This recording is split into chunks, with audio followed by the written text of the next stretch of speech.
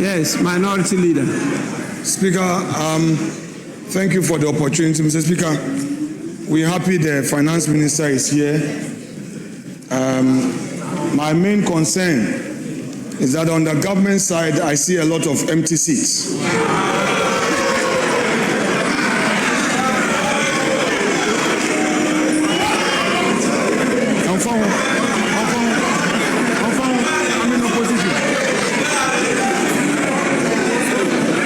Mr. Speaker, this tells us how government side takes this budget. Mr. Speaker, all ministers are supposed to be here. Mr. Speaker, I can count the number of cabinet ministers here. Mr. Speaker, cabinet ministers are supposed to be here and listen to the finance minister. But Mr. Speaker, it's okay. We are here to listen to him. If they have decided not to come in their numbers, it's fine. We have picked the signal. But the leader of government business has given an indication that some of the facts will be contentious. We hope that the finance minister will record and address this house on the matters arising out of the Nkukon Ketenkete, which according to the Greek minister, the beneficiaries are eating the fowl. Like what happened to the confirmed, Mr. Speaker, this is a serious matter we hope you would address.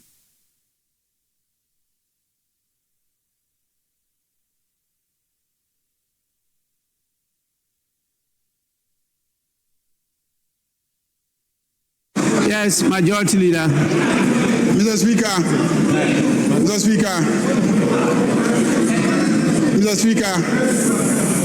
when the Akoko Nketekete project started and they were distributing the day-old chicks, Honorable Afenyo-Markin failed to take advantage, and so he didn't go for some of the day-old chicks. Others went and took the day-old chicks. Now they have matured, and they are now Akoko and Kasia. And when they prepare their light soup and take, he's worried and complaining all over the place. Please, the whole object of Akoko and Ketekete is so that they will mature into big birds, and then they will be sold and they will be utilized for light soup. So if they are being utilized for light soup, now what is your problem? What is your problem? Mr. Speaker, I think on this very light note, I want to urge colleagues, let's allow the process to continue. The Minister of Finance to make the statement.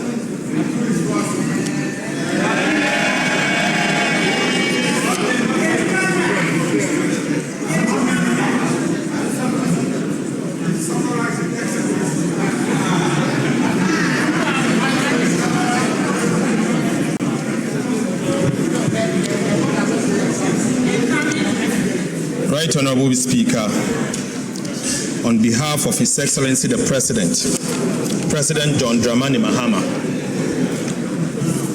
I have the humble duty to present the media fiscal policy review of the 2026 budget and economic policy of government. Mr. Speaker, before I proceed with this media fiscal policy review, I wish to acknowledge the devastating floods that struck part of our country last month. Right Honorable Speaker, as honorable members will recall, the floods claimed lives, displaced families, destroyed businesses, and caused extensive damage to public infrastructure. Ghana was not alone. Similar floods also affected Nigeria, La Côte d'Ivoire, and Sierra Leone, highlighting the growing flood risk across West African coastline and the effect of climate change. Mr. Speaker, government responded swiftly by visiting the hardest hit communities, releasing funds for emergency relief, and launching a nationwide cleanup exercise. On the direction of His Excellency the President, I am making available additional resources for ongoing dredging and construction of critical drains in the affected areas.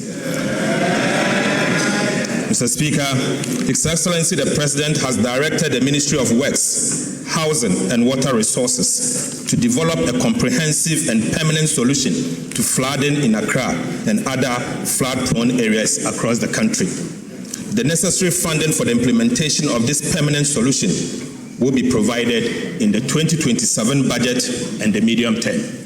Mr. Speaker, I stand before this House with a deep sense of pride and confidence, born out of strong performance in the last 1.5 years in the management of the Ghanaian economy.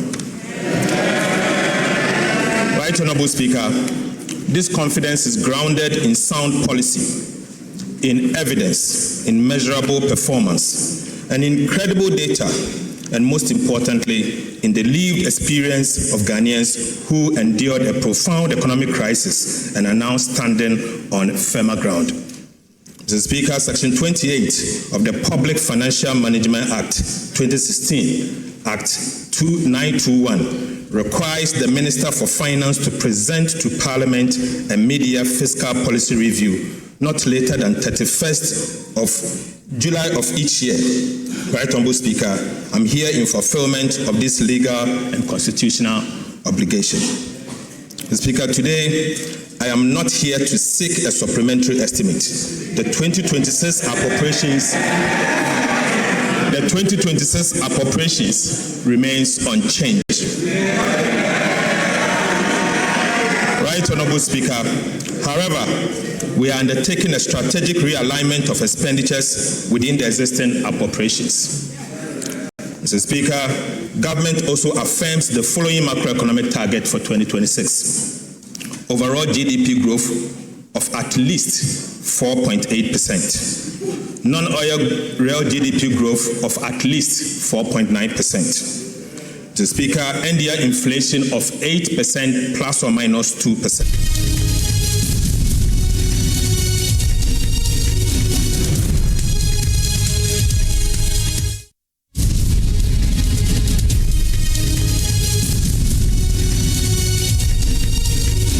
Where Ghana stands today and where Ghana is heading. Mr. Speaker, I respectfully request the full text of this mid-year fiscal policy review be captured in the Hansard in its entirety, while I present the highlights to this House. Mr. Speaker, before I present the details of our economic performance, we must briefly recall where we came from. I do so because the lessons of economic history must never be forgotten. Mr. Speaker, when this administration took office in January 2025, President Mahama inherited an economy on its knees. Right Honorable Speaker, the economic crisis of 2022 was not merely an accident. It was the consequences of a series of wrong policy choices. Choices about reckless spending, choices about excessive and binge borrowing, choices about lack of accountability, and a failure to level with the people of Ghana about the true state of the Ghanaian economy. Mr. Speaker, the consequences of those wrong choices for the Ghanaian people were so severe. The cedi depreciated at levels never seen before, eroding savings, businesses, business capital, and purchasing power of millions of Ghanaians. Inflation exceeded 50%, dramatically increasing the cost of living and placing basic necessities beyond the reach of many people. Real disposable incomes declined sharply. Interest rates surged, making credit expensive for the private sector. Investor confidence collapsed. International reserves fell to extremely low levels. International credit rating agencies downgraded Ghana's sovereign debt to levels never seen in our history. Mr. Speaker, Ghana lost access to the international capital market. The previous government implemented most painful debt restructuring program that imposed crude and painful haircuts on domestic and external bondholders. Financial institutions and individual bondholders also suffered significant losses, with many losing their lifetime of savings. Even pensioners were not spared the burden of crude and painful haircuts under the DDP. The Speaker, and businesses closed or relocated, jobs were lost, and many households that had escaped poverty fell back into hardships. Mr. Speaker, this is an honest account of the economy and the one that His Excellency the President inherited. We recount this event not to dwell on the past, but to remind ourselves of the heavy price of fiscal indiscipline, excessive borrowing, weak accountability, and dishonest economic management. Mr. Speaker, Ghana must never be brought this low again. Right Honorable Speaker. Right Honorable Speaker.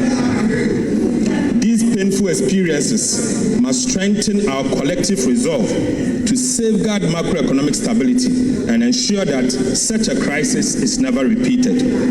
As a nation, we must internalize the true costs of economic mismanagement and commit ourselves to sound economic stewardship. Some lessons cannot simply be taught, they must be lived. But once learned, they must never be forgotten.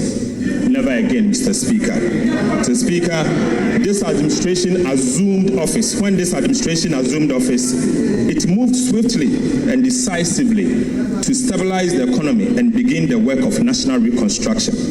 It was immediately clear that the old model of managing the economy had failed, and Ghana did not need incremental adjustment, but it needed structural reforms. We therefore took difficult but necessary decisions, which were neither politically convenient nor painless. These decisions demanded our collective sacrifice, Mr. Speaker, but they were necessary to restore stability and rebuild confidence. Right Honorable Speaker, the progress Ghana is recording today did not happen by chance. Some have suggested that our recent macroeconomic gains are simply the product of good fortune. Others have attributed the recovery solely to the debt restructuring program or the IMF program inherited in 2025. But Mr. Speaker, I firmly disagree. Our recovery is as a result of superior economic management.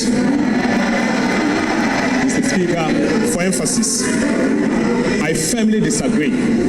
Ghana's recovery is as a result of superior economic management. Debt restructuring may create fiscal space, but it does not create fiscal discipline. Right Honorable Speaker, an IMF program may provide a framework, but it cannot substitute for sound policy, disciplined implementation, and political will.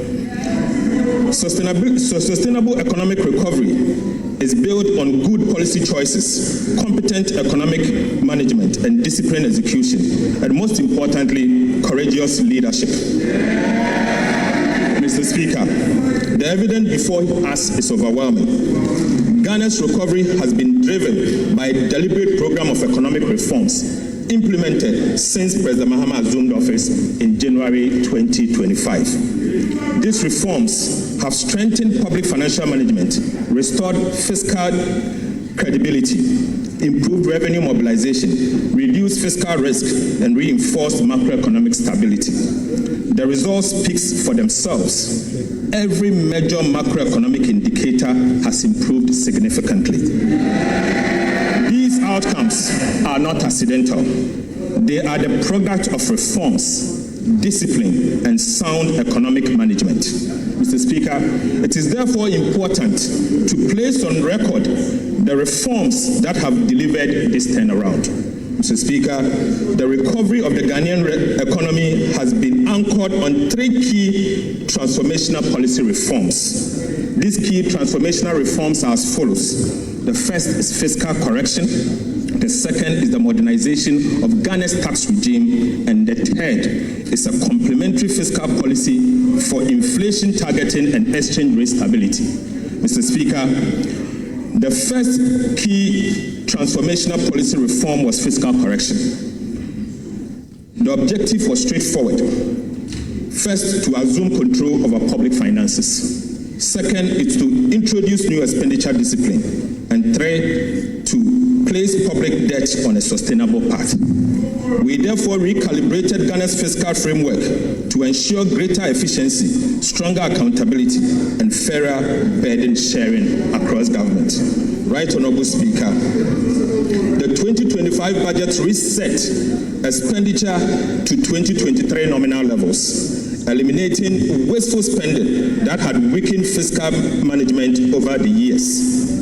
As a result, primary expenditure declined sharply from 18.7% of GDP in 2024 to 13.2% of GDP in 2025.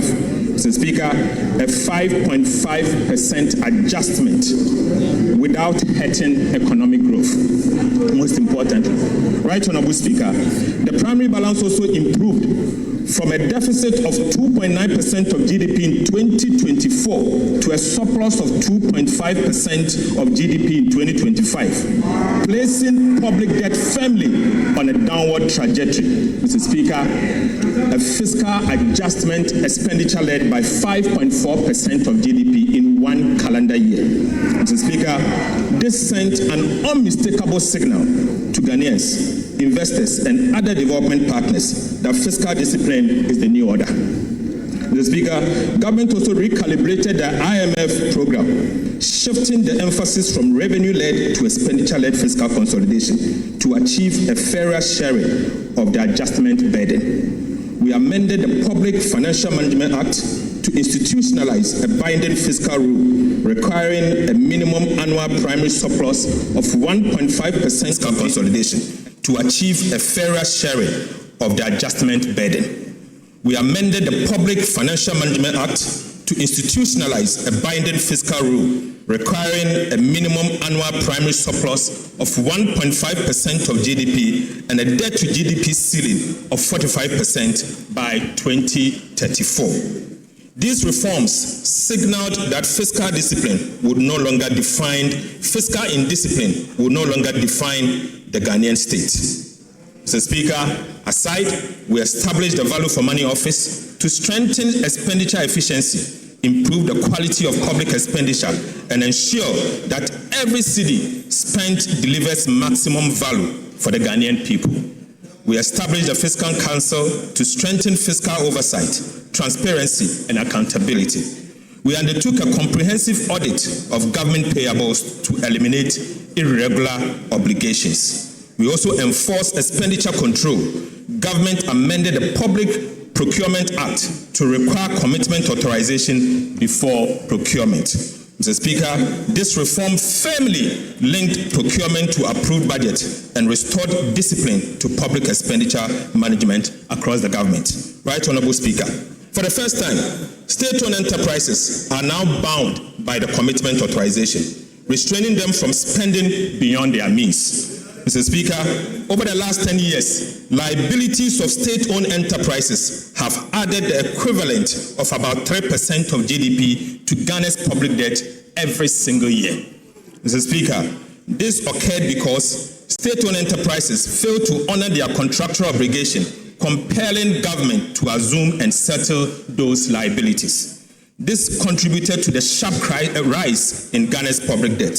As a result, Mr. Speaker, the resources that would have financed critical infrastructure were used to pay those SOEs' debt. This is part of the reason why Ghana's debt grew unsustainably without the bridges, roads, or hospitals to show for. Right, Honorable Speaker, what is the point of ensuring that ministries and even parliament live within their means if state-owned enterprises are permitted to run up liabilities that the taxpayer are ultimately forced to pay? Mr. Speaker, it is therefore important to recognize that Ghana's debt challenge was driven not only by fiscal deficit, but also by the unchecked accumulation of liabilities by state-owned enterprises. This is precisely why the commitment authorization regime would have been meaningless and ultimately ineffective had state-owned enterprises been excluded from its coverage. Right, Honorable Speaker, we also operationalized the sinking fund to strengthen debt management and demonstrate government is committed to meeting future debt obligation. We restored genuine fiscal decentralization by ensuring that at least 80% of the district assembly's common fund is transferred directly to assemblies to support local development. Right, Honorable Speaker, we reduced the number of ministers from 123 at its peak to 60, and reduced the number of ministries from 30 to 23 because, Mr. Speaker, because a leaner government is not merely good politics, but it's also a sound fiscal policy. We curtailed non-essential expenditure, including excessive foreign travel, workshops, conferences, and unnecessary vehicle procurement. We also discontinued low-impact programs like the Ghana Cares of Atampa and the U-Start to redirect scarce resources to national priorities. Mr. Speaker, the second key transformational policy reform was the modernization of Ghana's tax regime. The objective was very clear. First, to restore investor confidence. Second, to provide a relief to households and businesses, and also to increase domestic revenue through better policy, stronger compliance, and more efficient administration, not through higher tax reforms. We therefore abolished a number of nuisance taxes, including the following: e-levy, betting tax, COVID-19 health recovery levy, emission tax, VAT on motor insurance. Mr. Speaker, for the first time since 2015, we undertook comprehensive VAT reforms, removing distortions, improving efficiency, and strengthening compliance. More importantly, the reforms have left businesses with more working capital to invest, expand, and create jobs. We also introduced a sliding scale royalty regime for gold to ensure that Ghanaian people receive a fairer share of the economic returns from their natural resources. Right, Honorable Speaker, beyond tax policy, we introduced major customs reforms supported by artificial intelligence and other digital technologies to strengthen compliance, reduce leakages, and improve revenue mobilization. Since the introduction of the AI-powered customs reforms, monthly customs revenue has increased by approximately 17%, reflecting stronger compliance, more effective enforcement, and significantly reduced leakages. We also amended the misuse of the tax refund account, ensure that resources intended for legitimate tax refund was no longer used as a slush fund. Mr. Speaker, the results have been remarkable. Despite abolishing multiple taxes and introducing no new tax handle, non-oil tax revenue increased by 0.5% of GDP, from 12.6% of GDP in 2024 to 13.1% of GDP in 2025. Mr. Speaker, simply put, government collected more taxes in 2025 even after abolishing the nuisance taxes, including the e-levy. Right, Honorable Speaker, the lesson here is simple. Better policy, stronger compliance, and smarter administration will always deliver more sustainable revenue than higher taxes. Mr. Speaker, the third key transformational policy reform was the introduction of a complementary fiscal policy to support inflation targeting, ensuring exchange rate stability, and building external resilience. Central to this reform was the establishment of the Ghana Gold Board to curb gold smuggling, formalize the gold trade, and ensure that a greater share of Ghana's mineral wealth benefits the Ghanaian people. Through this intervention, Ghana generated an additional $15 billion in foreign exchange inflows from gold, significantly strengthening reserve accumulation and supporting exchange rate stability. This single policy measure improved Ghana's current account balance by 6.4 percentage points from a surplus of 1.9% in 2024 to 8.3% in 2025. Mr. Speaker, this represents a 4 times increment of the current account surplus in just 1 calendar year. Mr. Speaker, this was not simply a gold policy. This was a macroeconomic stabilization policy designed to strengthen the city, build external buffers, and restore confidence in the Ghanaian economy. To reinforce these gains, government developed and is implementing the Ghana Accelerated National Reserve Accumulation Policy, GANRAP, with the objective of increasing Ghana's international reserve to the equivalent of 15 months of import cover by end of 2028. In a landmark initiative, Mr. Speaker, government has also reached agreement with large-scale mining companies to purchase 30% of their annual gold production for refining by local refineries, strengthening domestic value addition and supporting reserve accumulation. Government further amended the Bank of Ghana Act to make inflation targeting a shared responsibility between the Ministry of Finance and the Bank of Ghana, ensuring stronger coordination between fiscal and monetary authorities. Mr. Speaker, economic reforms must ultimately be judged by their outcomes. I now turn to the evidence of what these key transformational policy reforms have delivered for the people of Ghana.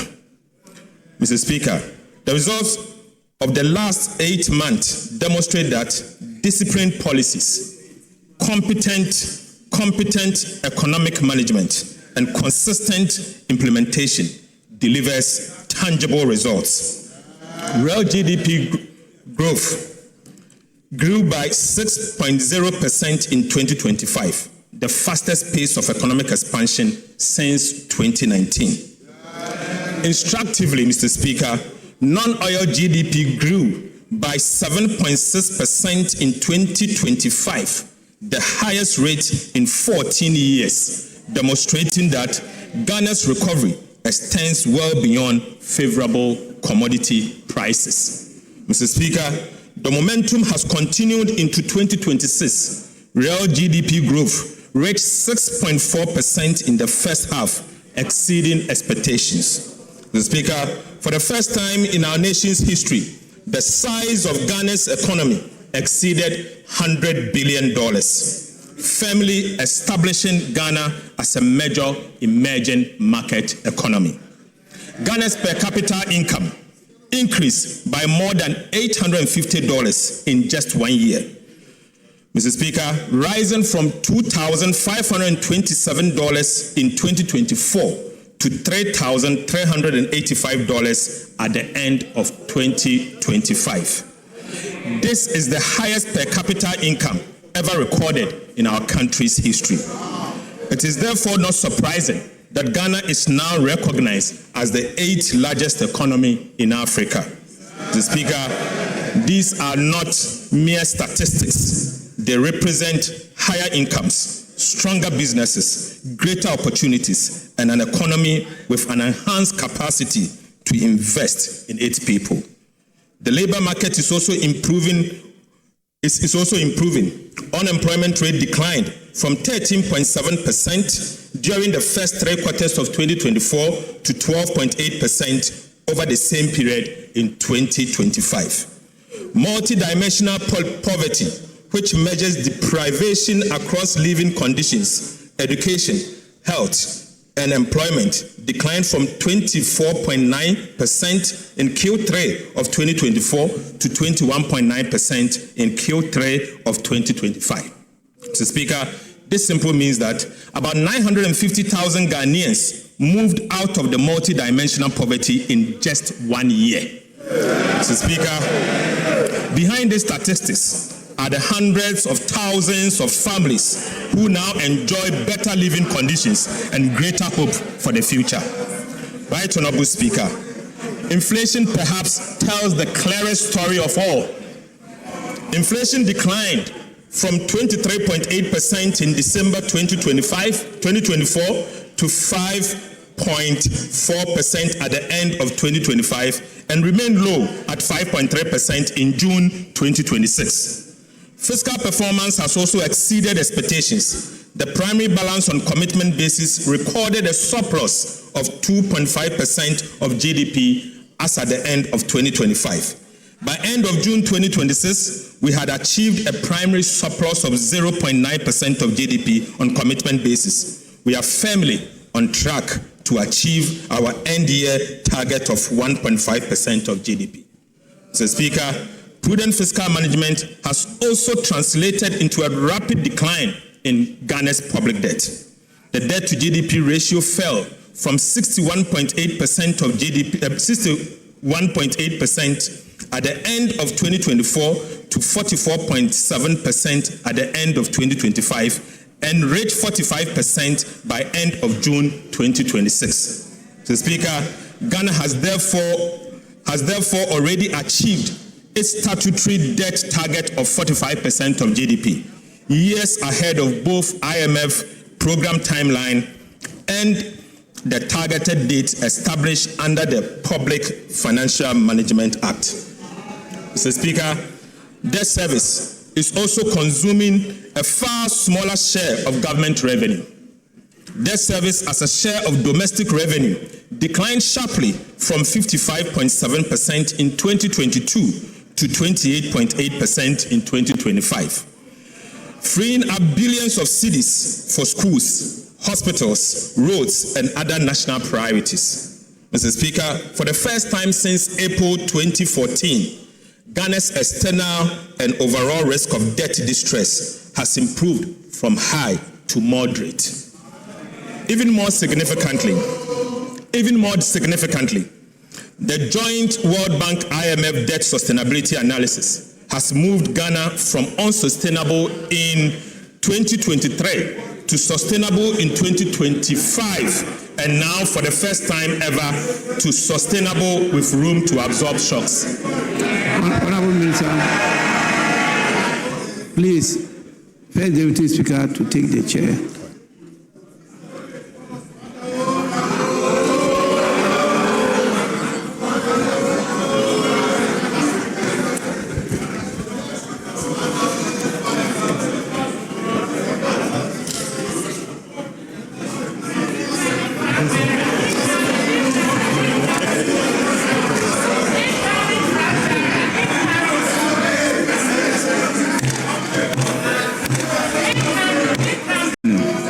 Mr. Speaker, interest rates are singing from the same hymn book.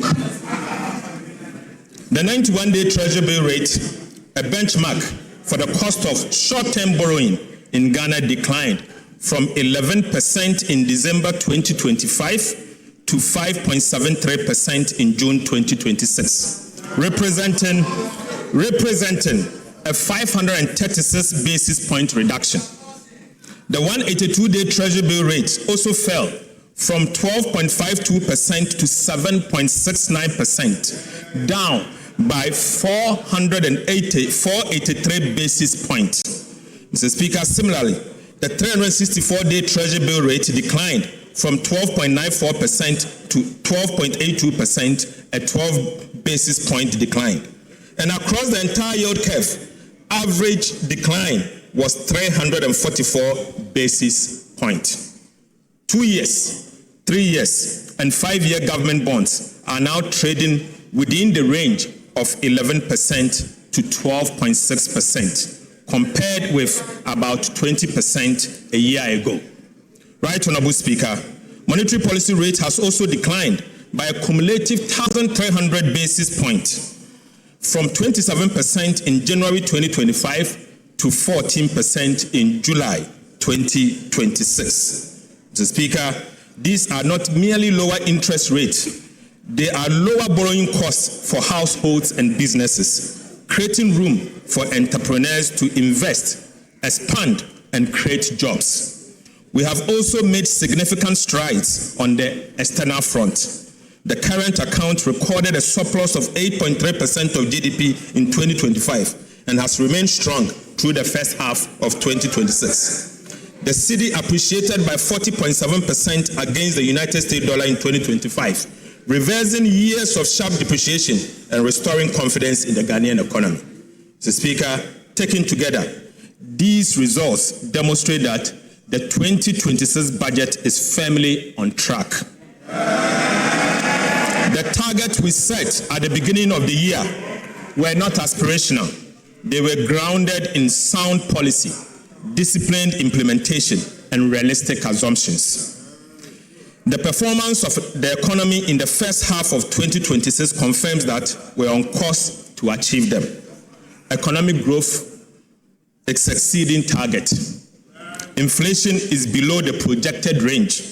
Fiscal performance is stronger than programmed, and the debt trajectory is improving faster than expectation. Mr. Speaker, the detailed macroeconomic performance will be presented in subsequent sections in this review. Right, Honorable Speaker, the commitment we made to the people of Ghana are being honored, and the results are evident. I now wish to speak, Mr. Speaker, I now wish to speak directly to every Ghanaian listening to me this afternoon. To the market trader whose purchasing power has improved because inflation has fallen. To the entrepreneur who can now borrow at lower interest rate to expand their businesses. And to the worker whose income now stretches further because the cedi has stabilized. These improvements are not abstract statistics. They are the dividend of sound and competent economic management. We recognize that the sacrifices required to restore the economy were significant, and that many households continue to face challenges. But we also know that the foundations of Ghana's economy are now firmly in place. Fiscal discipline has been restored. Macroeconomic stability has returned. Confidence has been rebuilt. And the institutions needed to safeguard these gains have been strengthened. Under the leadership of His Excellency President John Dramani Mahama, Ghana is not going back. Ghana is moving forward. Mr. Speaker, the government that has delivered these results over the past 18 months has earned the trust to continue implementing the reforms that will secure Ghana's long-term prosperity. Right, Honorable Speaker, next week, the Executive Board of the IMF is expected to approve the final review of Ghana's Extended Credit Facility Program, bringing to a successful conclusion the financial bailout IMF program. The Executive Board is also expected to approve a 36-month policy coordination instrument, a non-financing arrangement designed for countries that no longer have and are not expected to face balance of payment needs. Mr. Speaker, the PCI will anchor our next phase of reforms, strengthening macroeconomic resilience, support broad-based growth, and signal our unwavering commitment to sound and disciplined macroeconomic policy. The PCI will support reforms across 6 priority areas. First is to maintain growth-friendly fiscal consolidation. Second is to preserve debt sustainability. Third is to strengthen fiscal transparency and governance. The fourth is to enhance monetary and exchange rate policy framework. The fifth is to reinforce financial sector stability. And finally, to promote economic diversity and inclusive growth. Mr. Speaker, we believe our strong implementation record, together with the successful execution of the PCI, will strengthen Ghana's path towards investment grade status and enhance our ability to mobilize concessional and development financing for productive public investment. The PCI will include quantitative and 26 reform targets monitored through semi-annual reviews to ensure sustained implementation of reforms that are critical to achieve our ambitious policy objective. Mr. Speaker, the details of the PCI targets are provided in detail in the media fiscal review document before the House. Right, Honorable Speaker, I now turn to macroeconomic performance for the first half of the year. Mr. Speaker, Ghana has not merely met its first half-year target, it has exceeded them. Mr. Speaker, overall GDP growth was 6.4% in the first quarter of 2026, well ahead of the 4.8% full-year target. Non-oil GDP growth was 6.3% in the first quarter of 2026, well ahead of the 4.9% full-year target. Inflation has more than halved, falling from 13.7% in June 2025 to 5.3% by end of June 2026, against a target of 8 plus or minus 1% at the end of the year. The primary balance recorded a surplus of 0.9% of GDP on commitment basis, firmly on track to achieve our end-year target of 1.5% of GDP. Gross international reserves was 5 months of import cover as at end of June 2026, exceeding the target of at least 3 months of import cover. Mr. Speaker, January to June 2026, fiscal performance. Mr. Speaker, the provisional fiscal performance for the first half of 2026 is presented against the following approved 2026 fiscal target. Overall deficit target on commitment basis of 2.2% of GDP, primary surplus of 1.5% of the GDP, overall deficit on cash basis of 4% of GDP, and primary surplus on a cash basis of 0.4% of GDP. But Mr. Speaker, provisional fiscal outturn for the first half of 2026 was stronger than anticipated, indicating continued prudence in fiscal management and enhancing the government fiscal consolidation agenda. Non-oil tax revenue as at end of June 2026 was 6.4% of GDP compared to a target of 6.5% of GDP. Mr. Speaker, domestic revenue reached 7.7% of GDP by June 2026 compared to the target of 7.8% of GDP. Mr. Speaker, total revenue and grant reached 7.8% of GDP by June 2026 compared to a target of 7.9% of GDP. Total expenditure on commitment basis at the end of June 2026 was 8.0% of GDP against the half-year target of 9.9% of GDP. Primary expenditure, which excludes interest payment, was 6.6% of GDP by June 2026 compared to half-year target of 8.1% of GDP. Interest costs at 1.3% of GDP as at the end of June 2026 against the half-year target of 1.8% of GDP, indicating that we have saved on interest about 0.5% of GDP, reflecting lower interest rates and improved debt management. Mr. Speaker, this performance reflects the resolve of this administration to make difficult decisions, implement them consistently, and maintain unwavering fiscal discipline. Mr. Speaker, I now move to public debt. At the end of June 2026, domestic debt accounted for 54.4% of Ghana's total public debt portfolio, while external debt accounted for 45.6%. On the 17th of February 2026, government honored the 6th domestic debt exchange program coupon payment of 10.1 billion on time and in full. Mr. Speaker, the 7th DDEP coupon payment of 10.8 billion cedis falls due on the 18th of August 2026.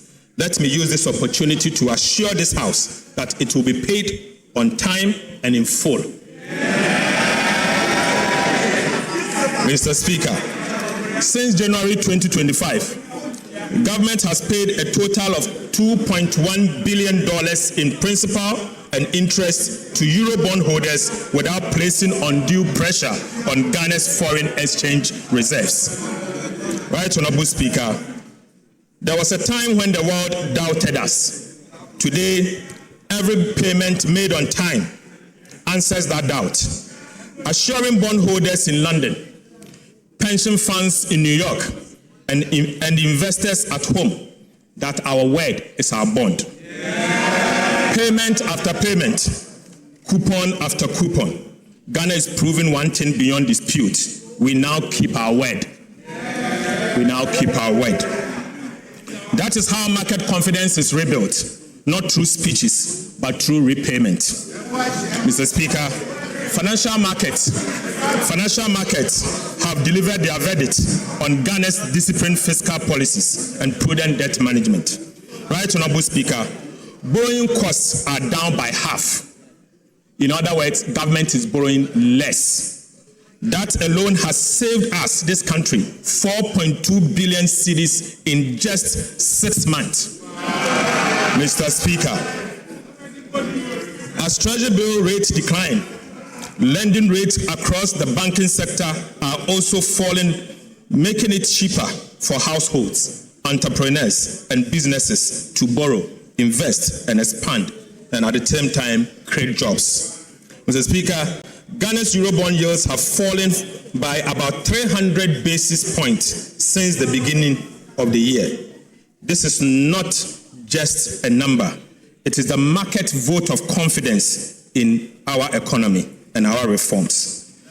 3 years ago, Mr. Speaker, Ghana could not borrow on the international capital market at any price. Today, the market is inviting us back, but we are not in hurry.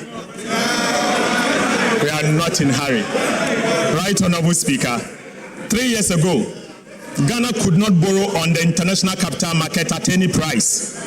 Today, the market is inviting us back, but I want to assure you, we are not in hurry.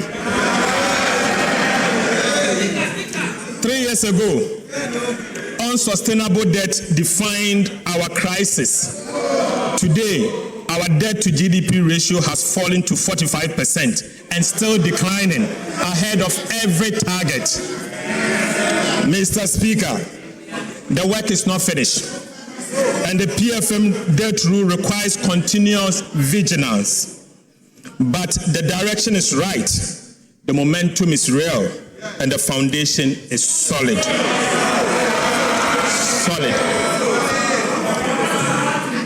Mr. Speaker, Ghana's external debt restructuring, initiated after the sovereign debt default of 2022, is now at its final stage.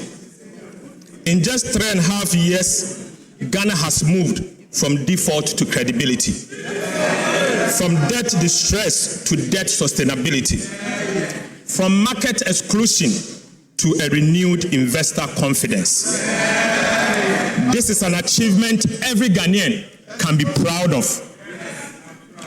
Mr. Speaker, following the 2022 public debt default, government could not borrow long-term in cedis and relied heavily and solely on treasury bills to finance the budget. Mr. Speaker, Ghana has now overcome what the economists describe as the original sin, which is the inability of a country to borrow over the long term in its own currency. Mr. Speaker, 3 years restriction on new cedi bond issuance introduced as a result of the debt default caused this original sin. Mr. Speaker, in April 2026, Ghana successfully raised $2.7 billion through its first 7-year cedi-denominated bond since the 2022 debt default. This marks an important step in rebuilding the domestic bond market and restoring long-term financing in our own currency. This further demonstrates that Ghana has regained the ability to mobilize long-term financing in its own currency for development. Right, Honorable Speaker, I'm proud to announce that Ghana has now overcome the original sin.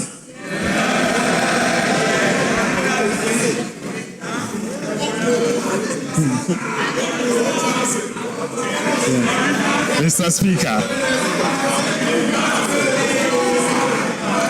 Speaker, we have overcome the original sin. I'll now take you to the sinking fund. While Ghana's debt restructuring is nearing completion, prudent debt management requires us to look beyond today to tomorrow's obligation. Mr. Speaker, in 2027, DDEP bonds that will fall due is 58 billion Ghana cedis. Another 53 billion Ghana cedis will fall due in 2028. In 2 years alone, Ghana has to repay 111 billion cedis. 111. Mr. Speaker, This is the true Agenda 111. Right, Honorable Speaker? This is the true Agenda 111 Ghana must deal with. Why? Because the DDEP was not designed to solve Ghana's problems. Mr. Speaker, let me take this again. This is the true Agenda 111 Ghana must deal with. Why? Why? Because the domestic debt exchange program was not designed to solve Ghana's debt problems. It was designed to postpone it deliberately, knowingly, and cynically, unfortunately. Mr. Speaker, its architect mortgaged tomorrow to survive today. Mr. Speaker, they had a duty to fix the roof. Instead, they moved the leak to another room and declared the house repaired. Right, Honorable Speaker? Meeting obligations of this magnitude requires advanced planning, not last-minute scrambling.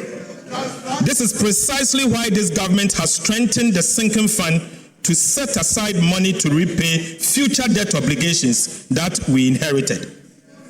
Right, Honorable Speaker? Under the 2026-2029 medium-term debt management strategy, we pledge that 7% of non-oil tax revenue, together with proceeds from domestic bond issuance, will go into the sinking fund as a war chest for the 2027 and 2028 maturities. Mr. Speaker, I'm proud to report that today I can report to this House that as at 22nd of July, yesterday, the war chest holds 15.6 billion Ghana cedis. Mr. Speaker, we are on course to accumulate 30 billion cedis in the sinking fund by the end of the year 2026. Right, Honorable Speaker, for your information, this will be enough to repay the 30 billion domestic debt exchange program debt that will fall due in February 2027. Mr. Speaker, brick by brick, city by city, we are building the wall that will meet the wave so that when 2027 and 2028 comes, Ghana will not scramble. Ghana will simply pay back this debt. This is the signal the sinking fund sent to investors, credit rating agencies, and the people of Ghana, making it clear that this government plans ahead, honors its commitment, and manages the public finances better. Mr. Speaker, I now take you to the financial sector. Government acted decisively in July 2025 to restore confidence and stability in Ghana's banking sector by fully recapitalizing the National Investment Bank, the Agricultural Development Bank, and the Consolidated Bank. Mr. Speaker, last week, the Ghana Amalgamated Trust, GATT, completed the full recapitalization of UMB Bank. In addition, government facilitated the full capitalization of the Prudential Bank through a private sector-led approach.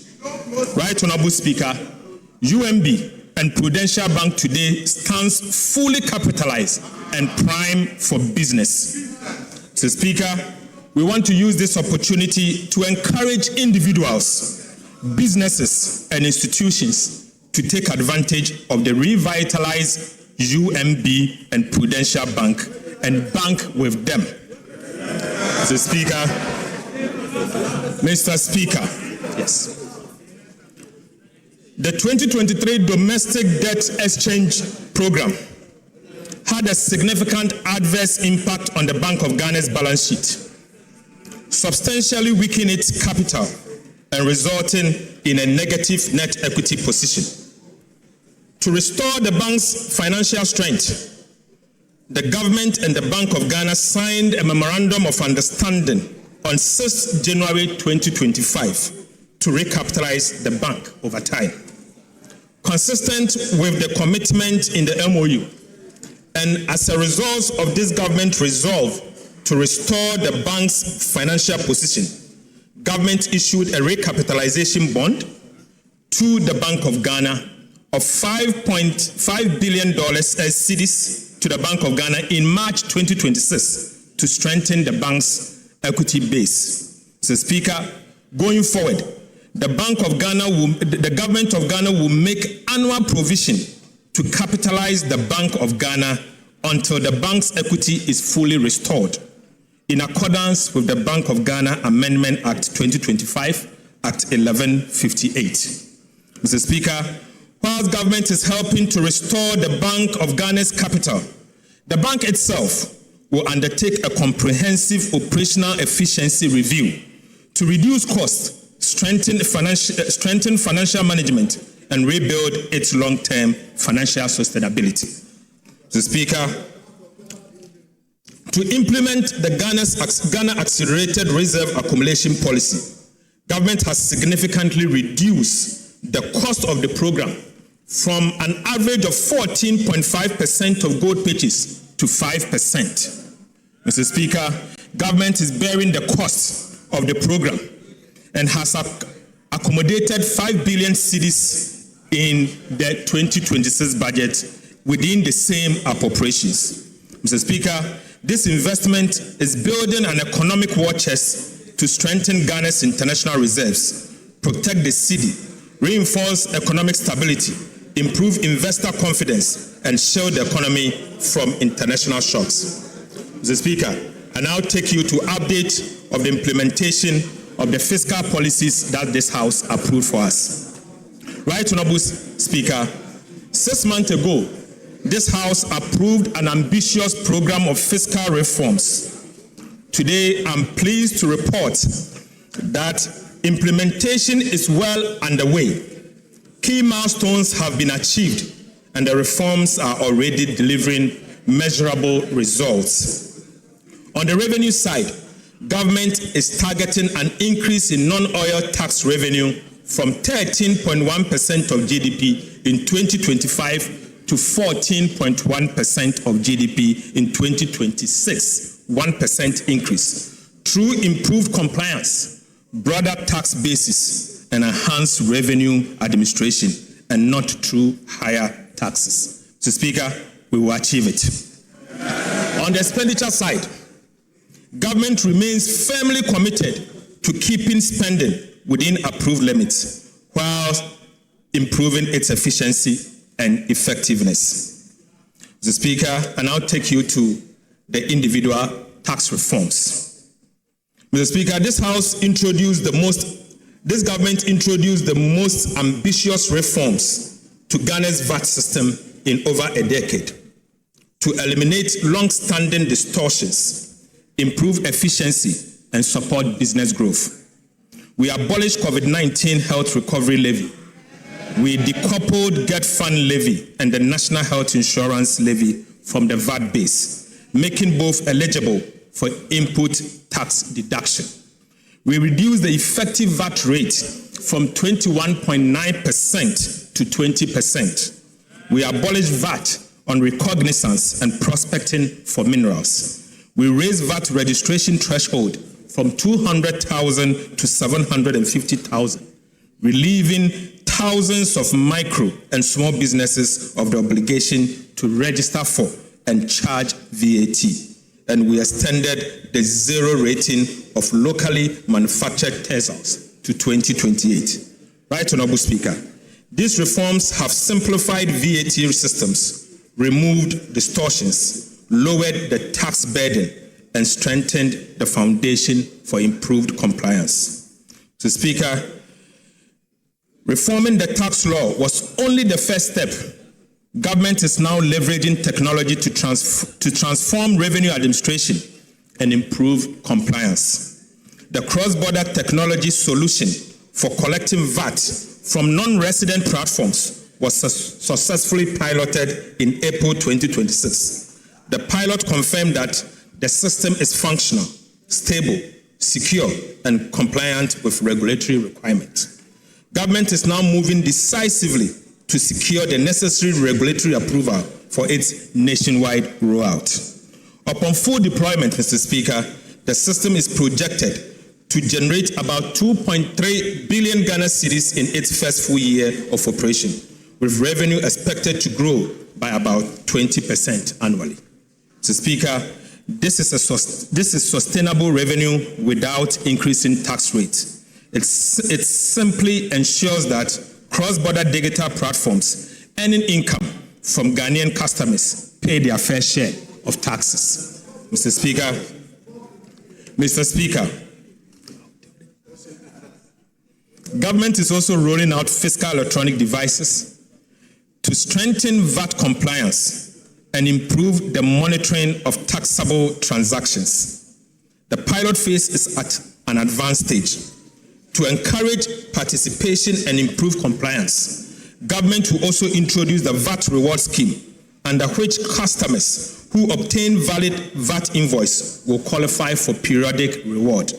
This will actively involve every Ghanaian in protecting the nation's tax base. Mr. Speaker, this is how a tax culture is built, not through fear, but through participation, transparency, and reward. Right, Honorable Speaker, the concept of fiscal electronic device was first proposed by the previous NDC administration in 2026. But Mr. Speaker, the previous NPP administration deserves commendation for enacting the necessary enabling legislation. Mr. Speaker, the taxation, the use of fiscal electronic device Act 2018, Act 999, laying an important legal foundation for this reform. Mr. Speaker, 8 years on, this government is taking the decisive step of implementing the reforms.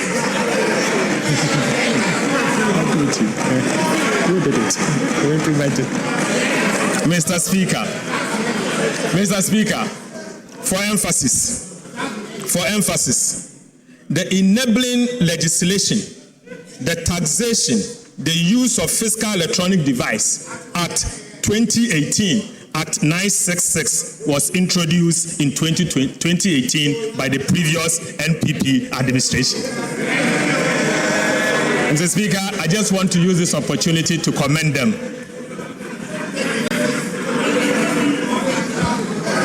Eight years on, this government is taking the decisive step of implementing the reform. Mr. Speaker, with your leave, the chairman and the ranking members of the Finance and the Budget Committee of Parliament have been invited to provide strategic oversight for the implementation of this important national reform. Mr. Speaker,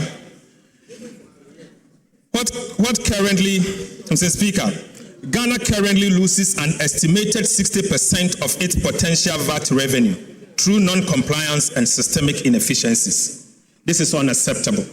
Losing 60% of the VAT that you are supposed to collect to develop your country. Mr. Speaker, this is unacceptable. It cannot continue, and under this government, this will not continue. I call on Parliament to support government to crack down on businesses and individuals who collect VAT from taxpayers and keep it instead of remitting it to the state. Mr. Speaker, fiscal electronic devices will help improve VAT collection, reduce revenue leakages, and ensure that businesses account properly for VAT they collect. Mr. Speaker,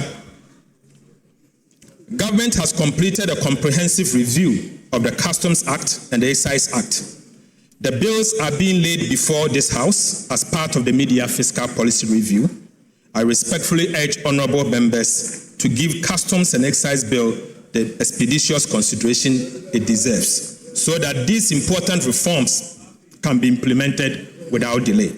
Right, Honorable Speaker, trade facilitation must never become a vehicle for tax evasion. Yet, Mr. Speaker, between 2020 and 2025, while 63% of taxable income entered directly into home consumption, the remaining 37% passed through customs suspense framework, including warehousing, transit, temporary admission, and free zones. These procedures exist to facilitate legitimate trade. However, Mr. Speaker, they have increasingly been exploited to evade duties and divert goods into domestic market without paying a single tax in return. Mr. Speaker, the cost extends far beyond lost revenue. Honest Ghanaian businesses and manufacturers are being forced to compete with imported goods that entered the domestic market through tax evasion. Mr. Speaker, this is not fair competition. It is an unfair burden on every law-abiding Ghanaian businesses. It must end. It must end now. Mr. Speaker, the customs bill before this House introduced bold reforms to close these loopholes and restore the integrity of Ghana's customs administration. To curb the abuse of warehousing, Mr. Speaker, government will introduce statutory maximum warehousing period as follows. Perishable goods, 3 months. General goods, 6 months. Raw materials, 12 months. Re-warehousing, Mr. Speaker, will be restricted to a maximum of 6 months and of rolling warehousing. In addition, every bonded warehouse will be required to operate electronic inventory system linked to customs to enable real-time monitoring and audit control. Mr. Speaker, these are not merely administrative adjustments. They are structural reforms designed to accelerate revenue collection, reduce port congestion, improve compliance, and provide greater certainty for legitimate businesses. Government is also introducing the first port duty rule.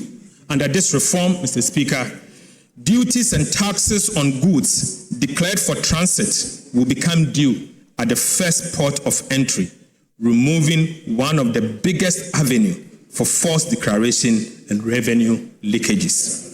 Mr. Speaker, this simply means, Mr. Speaker, if you are to bring in something and you are to inform the customs official that the goods is destined to say Burkina Faso customs will be at the Tema port to collect their taxes before you move. This will end the practice of Aponchi break. Mr. Speaker, Right Honorable Speaker, appropriate customs to customs arrangement with destination countries will ensure that legitimate transit trade continues seamlessly whilst protecting Ghana's revenue. Right Honorable Speaker, Free Zones regime was established to promote export-led industrialization, not to serve as a duty-free trading and storage hub. Unfortunately, over the time, that objective has been undermined by abuse of the regime and weak controls over the use of raw materials. Ghana's free zones will once again serve their original purpose, build domestic industry, expand export, and create quality jobs for Ghanaians. Mr. Speaker, government will also strengthen import declaration and valuation by mandating the use of appropriate tax identification number for all importers. Mr. Speaker, downstream petroleum operations have for too long operated with fragmented controls and weak integration into customs systems. Mr. Speaker, bunkering and ship stores regime have consequently become vulnerable to diversion, under-declaration, and smuggling. This economy can no longer afford these leakages. Mr. Speaker, government would therefore enforce the statutory requirement for bank guarantee on the lifting of refined petroleum products and require product movement to be undertaken by only through approved pipelines and electronically tracked distribution system. Mr. Speaker, government will also remove the tax exemption on bunkering services in line with international practice to curb smuggling, strengthen compliance, and protect much-needed revenue. Right Honorable Speaker, I now take you to excise duties. The evidence for reform is equally compelling in the area of excise duties. Analysis of wine and spirit imported between 2023 and 2025 shows a taxable revenue of over 5 billion Ghana cedis. However, about 78%, worth 4 billion Ghana cedis, entered customs procedures such as warehousing and transit. In other words, almost 4 out of every 5 cedis of the potential excise tax based on wine and spirit escaped the tax net. Mr. Speaker, only 1 cedi out of every 5 cedi was subjected to excise duty. That is neither efficient nor sustainable, and this must change. The excise duty bill before this House introduced a comprehensive package of reforms to close these leakages. So, Speaker, we will crack down this leakage. Right, Honorable Speaker, specifically, government will introduce a hybrid excise system combining value-based and quantity-based taxation for wines and spirits to eliminate persistent undervaluation and misclassification and ensure a minimum level of tax is paid regardless of the declared value. Mr. Speaker, we will review the existing sliding scale excise rates for beer and stout product to better align them with government revenue objectives while preserving the incentive for local production.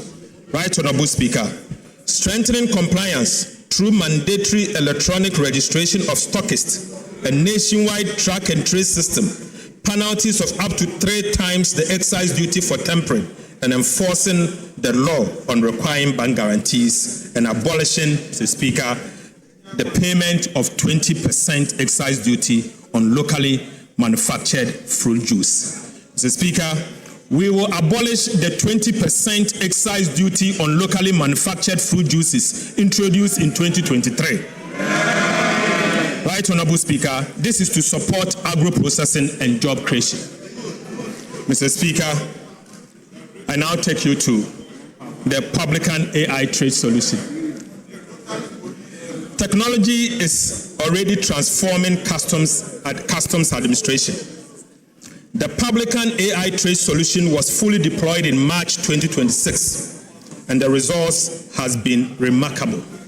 Mr. Speaker, between the pilot phase, January and February, and the full rollout phase, March to 17 July 2026, the Publican AI trade solution increased assessed customs collection by over $300 million, representing 17.5% uplift over the values originally declared by importers.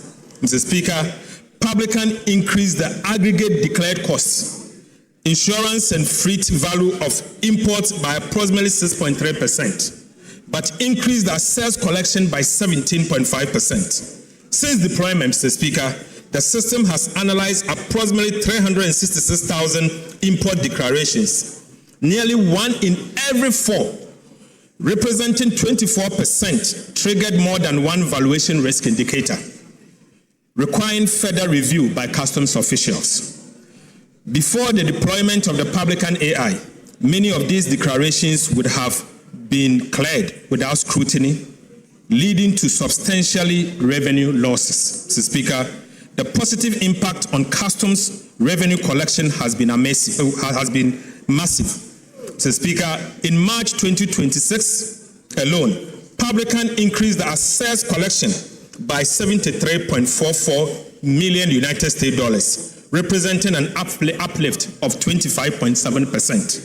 Mr. Speaker, this was followed by additional assessed collection of 51.63 million in April 2026, 72.5 million in May, and 55.82 million in June, and 35.17 million for the first 17 days of July. Mr. Speaker, the impact is also reflecting in monthly customs revenue, which has increased from an average of approximately 4 billion Ghana cedis in 2025 to between 5.3 billion Ghana cedis and 5.5 billion Ghana cedis in 2026. So, Speaker, let me take this again. In 2024, an average monthly customs collection was 4 billion Ghana cedis. Today, the average monthly customs collection has moved to 5.3 billion cedis to 5.5 billion Ghana cedis. Despite the significant appreciation of the cedi and no major increase in volumes. So, Speaker, I have included some of the cases identified by the Publican system in the media review document. So, Speaker, it is mind-blowing. Right, Honorable Speaker, in each instance, the declared value was only a fraction of the value assessed by the AI Publican system. The Speaker, I now give you update on expenditure measures. Mr. Speaker, government is proposing further reforms to the public procurement, Mr. Speaker, in 3 different areas. First, the first reform is shortening procurement lead times. Mr. Speaker, the second reform is to limit the use of single source procurement. And the third is to tighten restricted tendering. Right, Honorable Speaker, government will shorten procurement timelines. The lead time for national competitive tendering for goods will be reduced from 23 weeks to 8 weeks. Mr. Speaker, international competitive tendering for works will be reduced from 27 weeks to 14 weeks. Mr. Speaker, competitive tendering must remain the norm. Restricted tendering and single source procurement must be the exception. Government will therefore tighten the rules governing these exceptional procurement methods, strengthening oversight and improve accountability to ensure greater transparency and better value for money. Single source procurement will be permitted only in genuine exceptional circumstances, such as emergencies, national security, or where only one supplier is capable of delivering the required goods, works, and services. Right, Honorable Speaker. Urgency arising from poor planning will no longer be treated as an emergency. Government will also strengthen accountability by introducing sanctions for approvals granted in breach of the Public Procurement Act.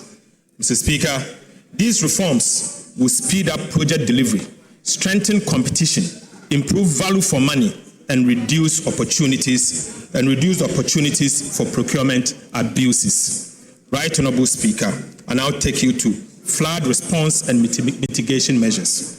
Mr. Speaker, following the widespread flooding that affected Greater Accra and other parts of the country in June 2026, government sought parliamentary approval to draw 350 million from the contingency fund to finance emergency response intervention.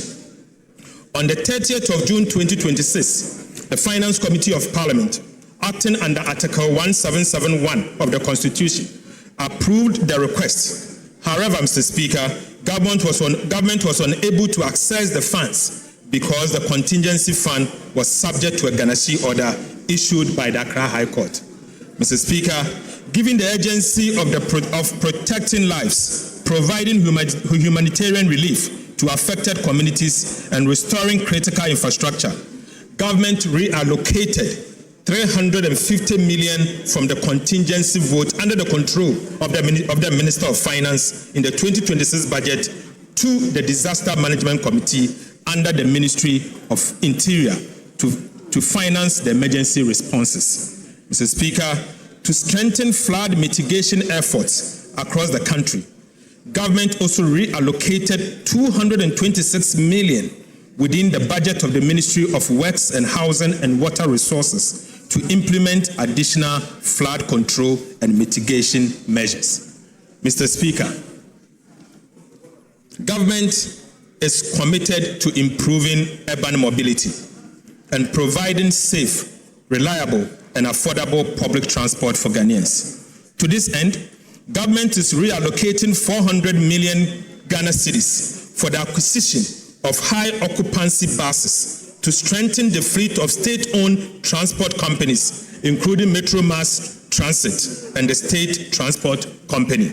Mr. Speaker, this intervention will expand public transport capacity, particularly along high-demand urban and intercity routes, reducing long passenger queues during peak hours, and provide commuters with more reliable and efficient alternative to private vehicles.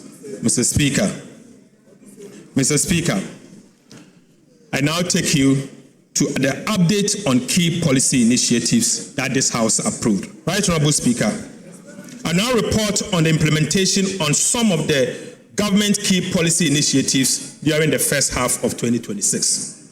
First, Mr. Speaker, Ghana's crude oil production declined sharply from 71.4 billion barrels in 2019 to about 36 million barrels in 2025. To reverse this decline, government has introduced investor-friendly reforms that have already secured more than $3.5 billion in new investment commitment from the Jubilee and OCTP partners. Right, Honorable Speaker, these reforms are already delivering results. Oil production has exceeded expectation this year, with Jubilee increasing from a projected 68,000 barrels to about 95,000 barrels per day. Mr. Speaker, while Sankofa is now producing about 28,000 barrels per day. Mr. Speaker, gas production has also increased from 245 million to about 282 million standard cubic feet per day.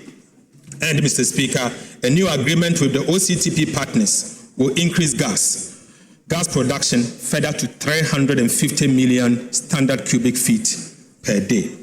Government is also updating the laws governing the upstream petroleum sector to make Ghana more attractive for investment, with a proposed amendment to be submitted to this Parliament before the year end. Right, Honorable Speaker, government remains firmly committed to its gas to power strategy, which is replacing expensive light crude oil with cleaner and cheaper natural gas. This transition is expected to reduce electricity generation costs by at least 75%.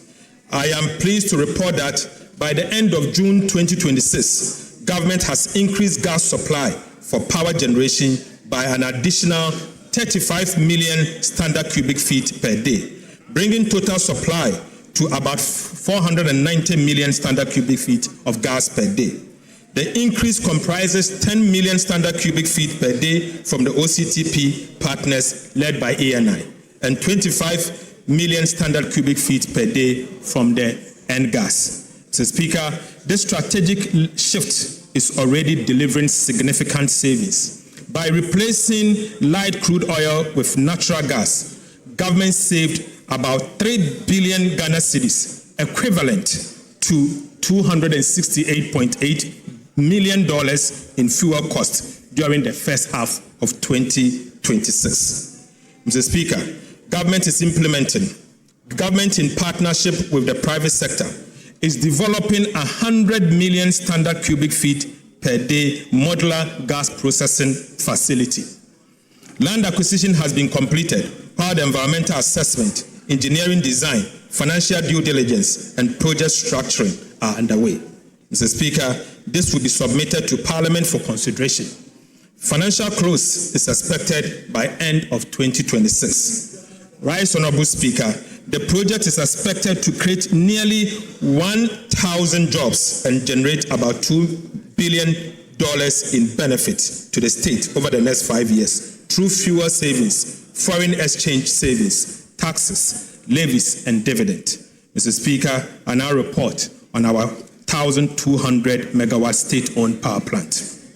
Right, Honorable Speaker, government is also developing 1,200 megawatt state-owned combined cycle gas-fired power plant at Kafudidi Abrodano in the Commander Edna Egwafo Ebrim municipality. Mr. Speaker, feasibility studies have confirmed the project viability with environmental engineering and permitting processes progressing steadily. The first 600 megawatt phase is expected to be commissioned in 2028. Right, Honorable Speaker, to reduce costs, government secured the gas turbines directly from GE Vernova, achieving savings of between 35 and 45% compared with third-party procurement. Right, Honorable Speaker, the project will lower electricity generation costs, help reduce electricity tariff by 10 to 20%, and create more than 2,000 direct and indirect jobs during the first phase. So, Speaker, I now take you to the big push.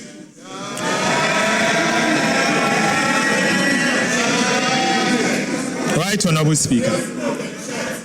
Right, Honorable Speaker. Government Big Push Infrastructure Program is driving the largest coordinated investment in strategic transport infrastructure in recent years, with projects underway in all 16 regions of the country.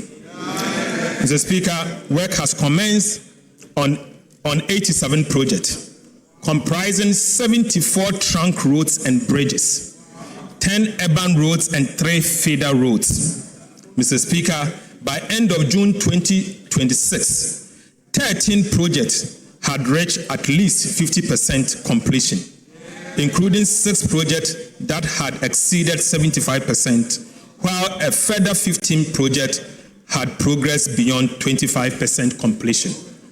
Significant progress has been made on key corridors, including the Kaswa-Winneba, Takrade Aguna Junction, Ofanko in Sawom, Tepagoso, Adentandodowa, Tema Aflao, Penny Aflao, Wenchi Sola Atimpoku Ho Aflao, Tumu Han Laura, Tumu Navrongo and Winneba Cape Coast Takrade roads. Right Honorable Speaker, the construction of the Swami Interchange Phase 2, the Sunyani, Tamale and Kumasi Outer Ring Road are progressing. Mr. Speaker, feeder road projects in the Eastern Volta region are also improving access to farming communities and market access.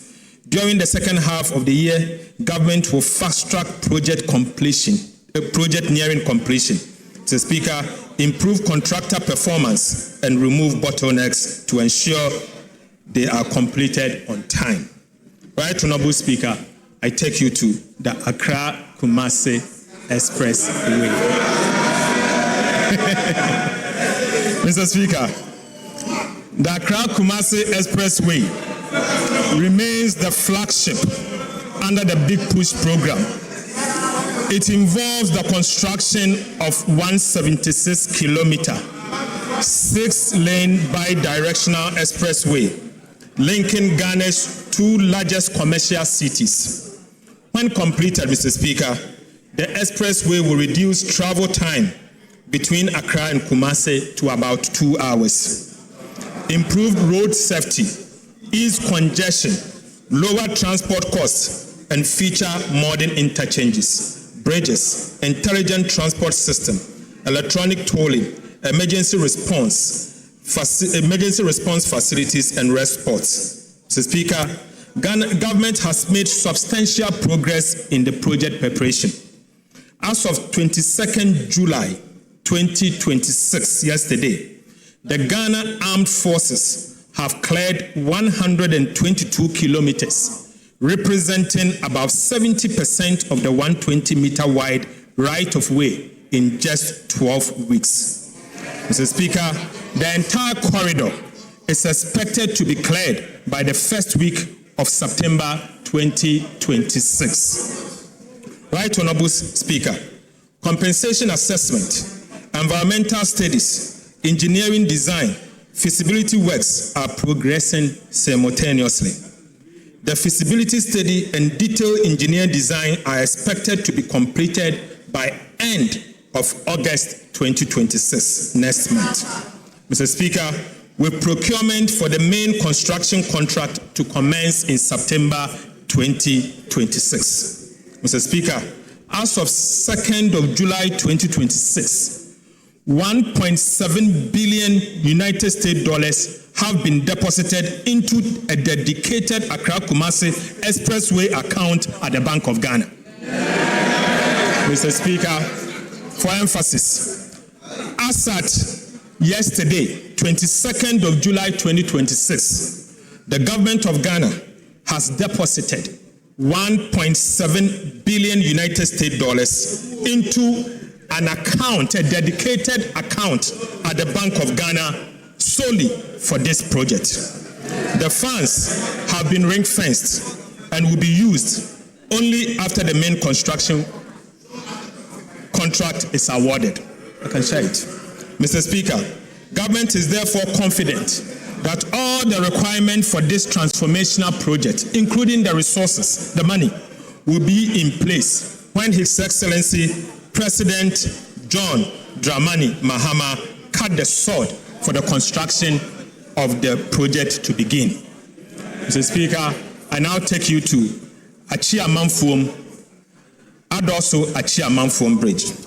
Right Honorable Speaker, for centuries, the people of Afam Plains have relied on ferries to cross the Afram River. While these ferries have served the area for many years, frequent delays and seasonal disruptions have impeded easy access and movement of people, goods, and the provision of essential services. The Adosuechi Amanfom Bridge, a 3.6-kilometer permanent bridge, will be the longest in Ghana and will replace the ferries, providing a safe, reliable, and all-weather crossing. As part of Ghana's big push infrastructure, Mr. Speaker, it will connect the Kwewu-Afram Plains to the national road network and unlock the significant potential of one of Ghana's most important food baskets. The bridge will make it easier for farmers to transport maize, cassava, yam, rice, and other produce to market, reducing travel time. It will also improve access to healthcare, education, and other essential services, while creating jobs, attracting investment, and supporting food security. Expected to be completed by end of 2028, the Adosuechi Amanfom Bridge is a gateway to opportunities, bringing communities closer to markets, services, and better future. The Speaker, the Dambai Bridge. Works is also progressing on the Dambai Bridge, a critical project that will provide a permanent crossing between Dambai and Dodi Kope and strengthen transport along the Eastern Corridor. The Speaker, the project comprises 1.49-kilometer bridge and approximately 6.8 kilometer of approach roads. The Speaker, at the end of June 2026, fiscal progress had reached 6%, slightly ahead of schedule, with foundation work and construction of the temporary bridge already underway. Right Honorable Speaker, I now take you to the 1,000-kilometer agriculture enclave road, of which Parliament approved 2 days ago. Mr. Speaker, government has begun the implementation of the agriculture enclave road program. Government is investing $528 million United States dollars, equivalent in cedis, to rehabilitate 1,050 kilometers of feeder roads across 4 major agriculture producing corridors. Mr. Speaker, upon completion, the project is expected to rehabilitate 1,050 kilometers of feeder roads, ensure 100% of rehabilitated roads are maintained under performance-based contract, expand the National Road Asset Management Database to achieve 100% coverage, create approximately 25,000 direct and indirect jobs, including at least 7,500 jobs for women, and reduce travel time by over 40% on paved roads and 30% on unpaved roads. Mr. Speaker, the first phase will involve the rehabilitation of 1,050 kilometers of feeder roads to be undertaken across 4 agriculture clusters covering 13 regions of the country. Right Honorable Speaker, Cluster 1 will cover 300 kilometers of roads in Upper West, Northern Region, and Savannah regions, and that will be 300 kilometers. Clusters 2, Mr. Speaker, will rehabilitate 300 kilometers of roads in the Oti, Volta, and the Eastern regions. Mr. Speaker, Cluster 3 will also rehabilitate 250 kilometers of roads in Ashanti, Bono East, and Eastern region. And finally, Mr. Speaker, Cluster 4 will cover 200 kilometers of roads in Western North, Western, Central, and Ahafo region. Mr. Speaker, these investments will improve connectivity between farms and markets, reduce post-harvest losses, lower transport costs, and support agricultural transformation in some of Ghana's most productive farming areas. Mr. Speaker, I take you to the oil palm. Right Honorable Speaker, government remains committed to transforming Ghana's oil palm industry into a major driver of industrialization, export growth, import substitution, and rural employment. A key pillar of the integrated oil palm development policy is the establishment of a sustainability-compliant oil palm land banks to de-risk private sector investment and accelerate the development of large-scale plantation integrated with smallholder and outgrower schemes. So, Speaker, implementation of this initiative is progressing steadily. The Ministry of Land and Natural Resources, working in collaboration with the private sector and other relevant institutions, have reviewed over 270,000 hectares of land in the Western region. Right, Honorable Speaker, drone survey have been completed on over 117,000 hectares, whilst 46,000 hectares have been selected for detailed land use change analysis. To date, assessment has been completed on 16,000 hectares, of which approximately 10,780 hectares have been identified as suitable for sustainable oil palm development. Right, Honorable Speaker, these areas are now undergoing the required environmental, social, and sustainable assessment, including high conservation value, high carbon stock, and free, prior, and informed consent (FPIC) processes in line with the international standard. Mr. Speaker, similar mapping, land documentation activities have commenced in the Central region, with preparatory work underway in Eastern and Volta region. Based on the current assessment, Mr. Speaker, the Western region alone is expected to provide approximately 30,000 hectares of land for the first phase of the development.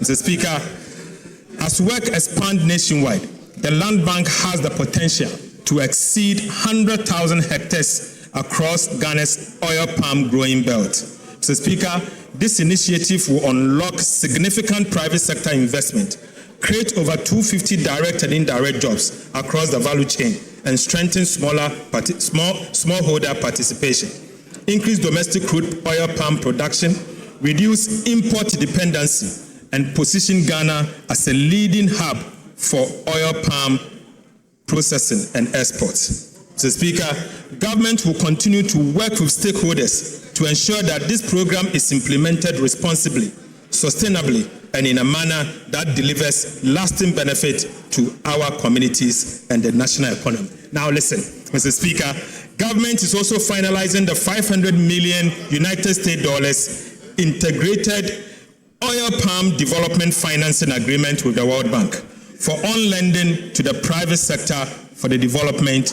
of large-scale commercial oil palm plantation. We expect to conclude and present it to this House by the end of this year. Right, Honorable Speaker, we expect to bring it for approval by the end of this year.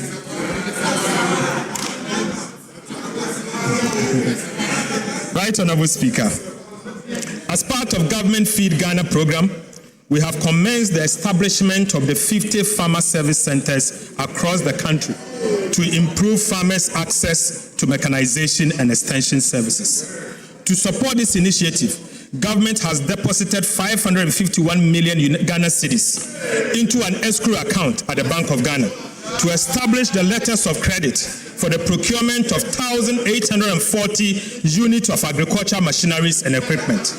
These include tractors, trailers, power tillers, plows, cultivators, seed drills, sprayers, fertilizer spreaders, and combine harvesters, which will significantly improve farm productivity, reduce production costs, and enhance food security.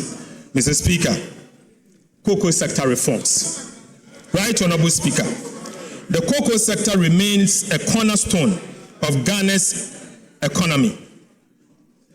Mr. Speaker, Ghana is serving as a major source of export earnings and livelihood for millions of Ghanaians, particularly in rural Ghana. Mr. Speaker, since the enactment of the Ghana Cocoa Board Act 1984, PNDC Law 81, the Ghana cocoa industry has undergone significant transformation.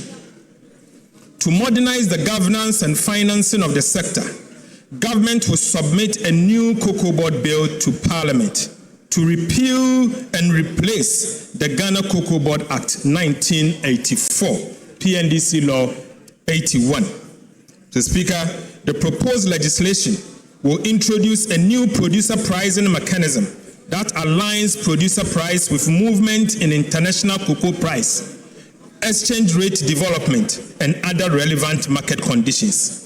We will also guarantee the cocoa farmer not less than 70% of gross free on board price. Mr. Speaker, we will also seek to establish a new financing framework for cocoa purchases and related operations and restore the long-term financial sustainability and operational efficiency of Ghana Cocoa Board. The bill will also ensure that not less than 50% of cocoa beans produced in Ghana is processed here in Ghana. Mr. Speaker, we will also restrain Ghana Cocoa Board from taking part in quasi-fiscal activities. Right Honorable Speaker, Mr. Speaker, these reforms will place Ghana's cocoa sector on a stronger financial footing, improve returns to cocoa farmer, ensure value addition, and position the industry for sustainable long-term growth. Mr. Speaker, I now take you to transforming secondary education and eliminating the double track.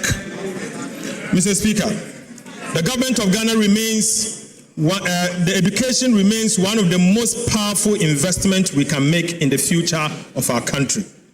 Government is therefore taking bold steps to transform secondary education through a $300 million United States dollar World Bank financing. Mr. Speaker, under this $300 million United States dollar World Bank financing initiative, government will undertake 210 major infrastructure interventions across the country. These include, Mr. Speaker, we are building 10 new secondary schools. Right Honorable Speaker, we will rehabilitate 150 secondary schools. Mr. Speaker, we are upgrading 30 Category C secondary schools to become a Category B school. Mr. Speaker, aside, we are also upgrading 20 Category B schools to be part of Category A. Mr. Speaker, we are also going to procure furniture to support these schools that we are upgrading and ensure that every school child going to any of our secondary schools benefits from textbooks free of charge. Mr. Speaker, 10 new secondary schools will be strategically distributed to improve access in the underserved areas. One new school each will be constructed in Western North, Greater Accra, Volta, Oti, Northern, Upper East, Upper West, Savannah, and Central Region. Mr. Speaker, upon completion, the project is expected to benefit about 2.3 million students, over 100,000 teachers, and about 2,000 school leaders across the country. The project will support government effort to eliminate the double track within 2 calendar years.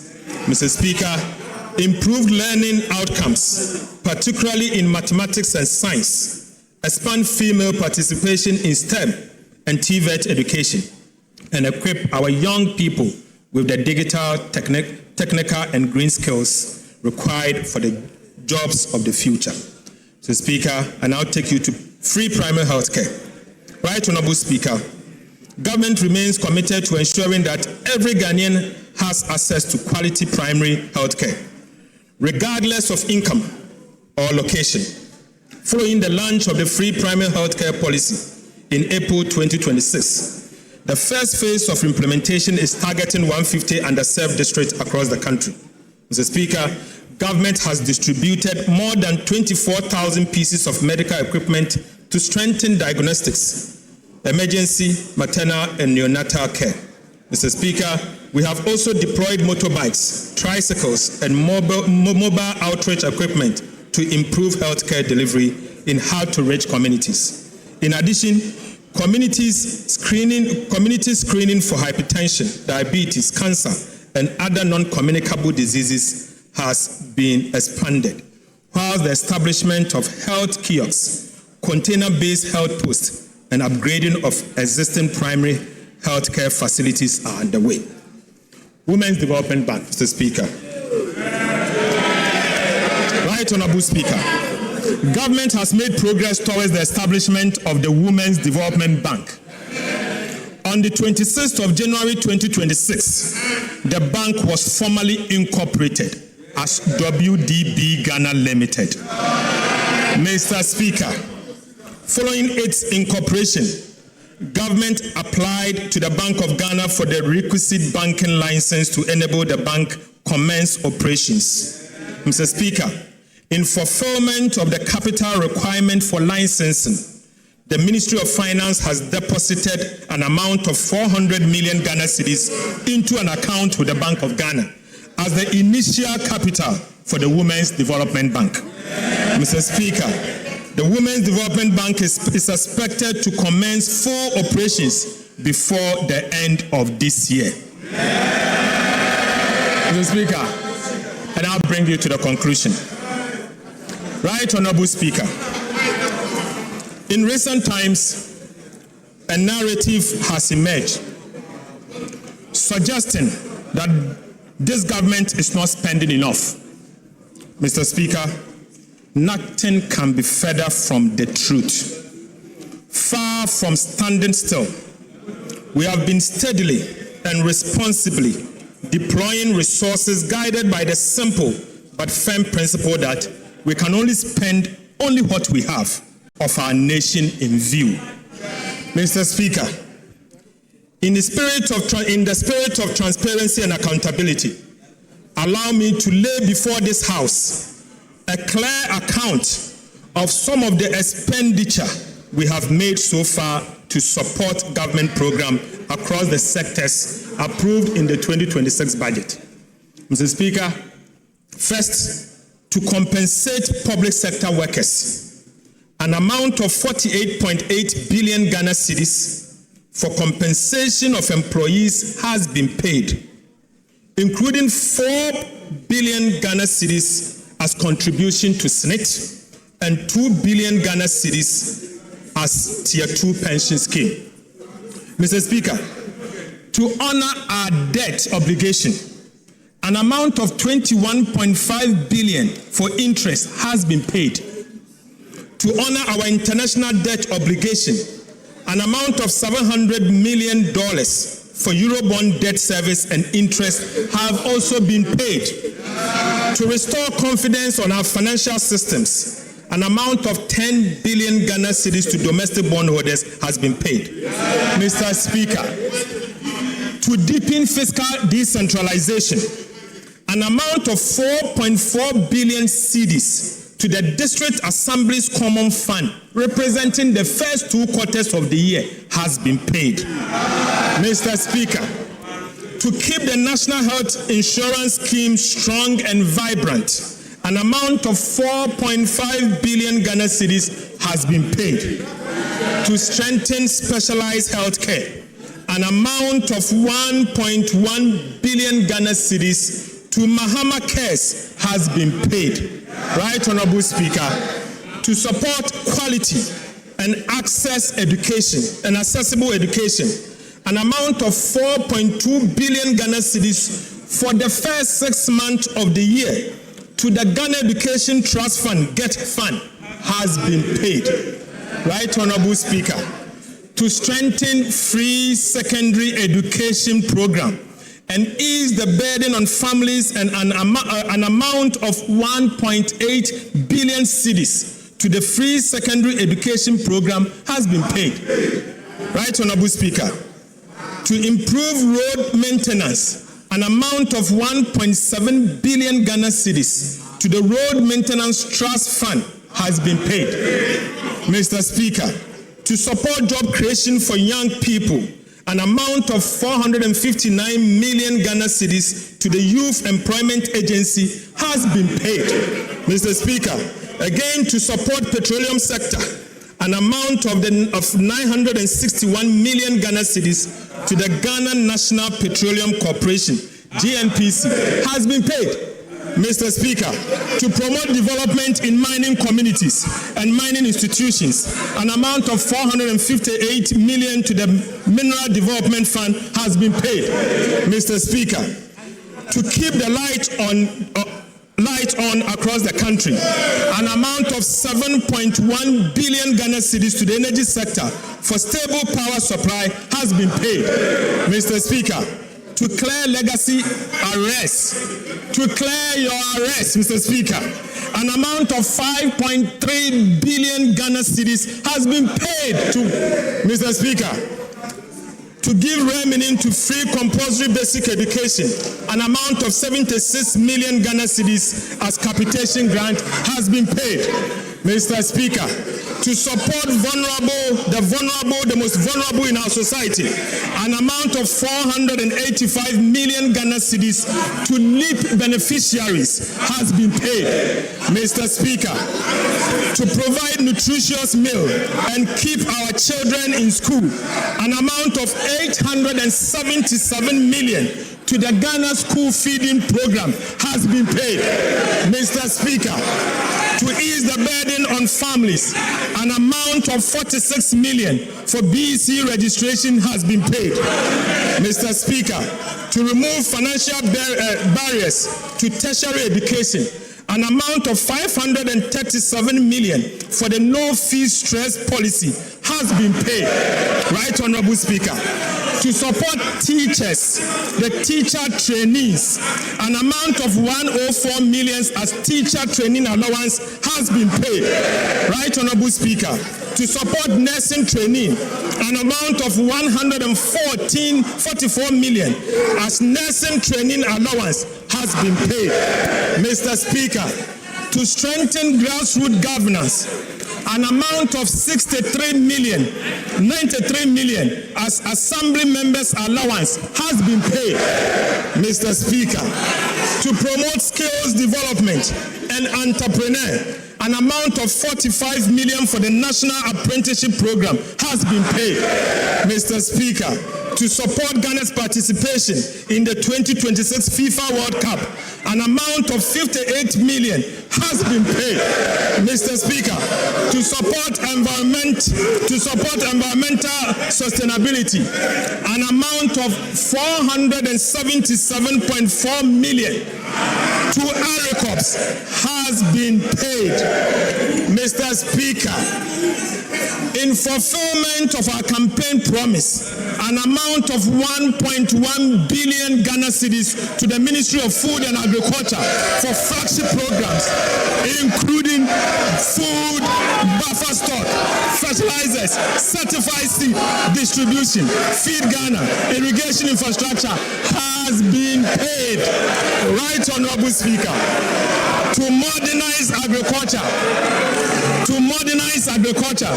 through the establishment of the Farmer Service Center, an amount of 551 million into an escrow account for the establishment of a letter of credit has been paid. Right, Honorable Speaker. To support infrastructure development, an amount of 11.5 billion Ghana cedis as capital expenditure has been paid. Mr. Speaker, to improve road infrastructure, an amount of 6.5 billion Ghana cedis for the Big Push infrastructure program has been paid. Mr. Speaker, to support education delivery, an amount of 915 million for goods and services under the Ministry of Education, including sanitary pads, has been paid. Mr. Speaker, to ensure smooth and effective functioning of government, an amount of 7.9 billion Ghana cedis for goods and services have been paid. Right, Honorable Speaker. To protect our rivers, forest reserves, and agricultural lands against the Galamsey menace, an amount of 16 million to the National Anti-Illegal Mining Operations Secretariat, NIMOS, has been paid. Mr.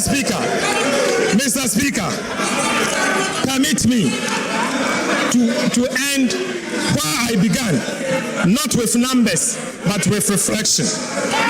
Mr. Speaker, permit me to end where I began, not with a number, but with a reflection. Right, Honorable Speaker, before this administration took office, this country stood at the edge of an economic cliff. The city was in free fall. Inflation has raised 50%.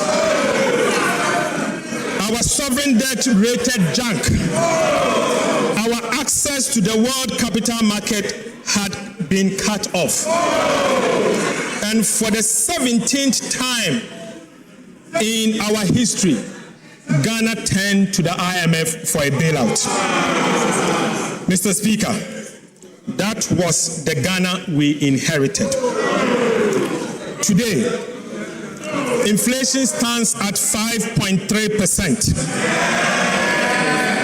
Our currency, the Ghana cedi, has stabilized. Economic growth is above 6% and broad-based. Our debt to GDP is now 45%, years ahead of schedule. The primary balance is in surplus, not in deficit. Interest rates have declined significantly, and Ghana has successfully completed the final review of the IMF bailout program. Mr. Speaker, we promised to move this economy from the emergency room to the wellness center. Mr. Speaker, we have kept that promise. Mr. Speaker, I give this House my firm assurance this economy will never return to the emergency room under our watch. Right, Honorable Speaker, I want to give this House my firm assurance that this economy will never return to the emergency room under our watch. Mr. Speaker, let me be clear. These achievements do not belong to government. They belong to the people of Ghana. Behind every number in this statement is the sacrifice of an ordinary Ghanaian. The pensioner who accepted painful and crude haircuts on a lifetime savings. The bank and businesses that absorbed extraordinary losses and costs. Millions of citizens who endured difficult adjustments so that their country could recover. And the market trader, the nurse, the teacher, the entrepreneur, and the young graduate who lived through some of the hardest months in our recent history and never gave up on his country. Mr. Speaker, stabilization was not won in this chamber alone. It was won in homes, on farms, in workshops, in marketplaces, and through the patience and resilience of the Ghanaian people. This administration will never take that sacrifice for granted. Mr. Speaker, we know that inflation alone does not refill an empty pot. We know that a stronger cedi does not instantly repair a household budget stretched by years of economic mismanagement and crisis. And we also know that there is still a distance between recovery and a relief at the kitchen table. But we also know this, Mr. Speaker, your sacrifice was not in vain. It secures something priceless, a firm foundation for our dear country. And on that foundation, we will build the Ghana we want. Mr. Speaker, to every Ghanaian who endured, to the market woman in Kejitia, the farmer in Busunu, the teacher in Wa, the entrepreneur in Sekendi Takrade, and every young person still searching for the opportunity they deserve, I say, on behalf of His Excellency President Mahama, thank you. Your sacrifice is the reason Ghana is standing today. Your future is the reason we refuse to stop here. Mr. Speaker, let me now speak the hard truth that discipline demands. Right Honorable Speaker, stability is not a trophy to be worn once and displayed forever. It is a garden. It must be tended every single day or we lose it. Ghana has traveled this road before. We have stabilized, celebrated, relaxed, and unfortunately relapsed. 17 times we turned to the IMF for a bailout. We are determined that the 17th time shall be the last. But that determination cannot rest on the shoulders of the government alone. This is my call to every Ghanaian. The gains we have secured are national gains. They demand a national commitment to protect them. Mr. Speaker, it means paying your taxes so that our schools, hospitals, roads are financed increasingly from our own resources rather than by unsustainable borrowings. It means demanding value for money for every cedi of public expenditure and refusing to look away when public resources are wasted. Mr. Speaker, it means holding this government and every government that follows to the fiscal rules we have written into law.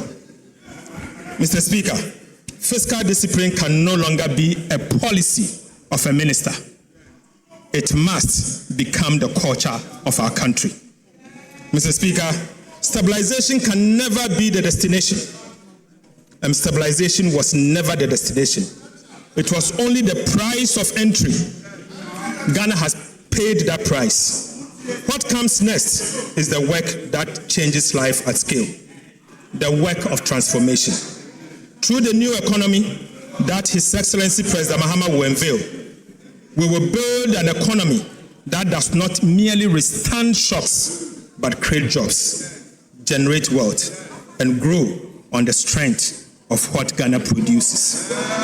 Mr. Speaker, the true measure of a finance minister is not how much he spends, but how faithful he protects the resources entrusted to him. Right, Honorable Speaker, the true measure of a finance minister is not how much he spends, but how faithful he protects the resources entrusted to him. The money we manage does not belong to those entrusted to manage it. It belongs to the people of Ghana. Mr. Speaker, it belongs to you and belongs to all of us. Every cedi collected in taxes, every cedi borrowed, and every cedi spent carries with it a sacred obligation to use it wisely, honestly, and always in the national interest. My assurance to this House and to every Ghanaian is simple. Your money is safe. Your money is safe. Under the leadership of President Mahama, your economy is in safe hands. And as long as I have the honor to serve as Minister for Finance, it will remain so. Mr. Speaker, I pledge to level with you always. I will tell you the truth about the state of the public finances, whether the news is welcoming or difficult. We will never conceal our challenges or exaggerate our successes. Trust is about the truth, and truth must remain the foundation of sound economic management. Our responsibility now is not merely to celebrate these gains, but to preserve them for future generations. Economic stability is not an event. It is a duty renewed every day through prudent stewardship, fiscal discipline, and unwavering accountability. Mr. Speaker, Ghana is not going back. Under the leadership of His Excellency President Mahama and with the determination of the Ghanaian people, Ghana is moving forward steadily, honestly, and together. Mr. Speaker, with these remarks, I respectfully submit the 2026 mid-year fiscal policy review of the budget statement and economic policy of government to this House for consideration. God bless our homeland Ghana and make our nation great and strong. Mr. Speaker, I thank you.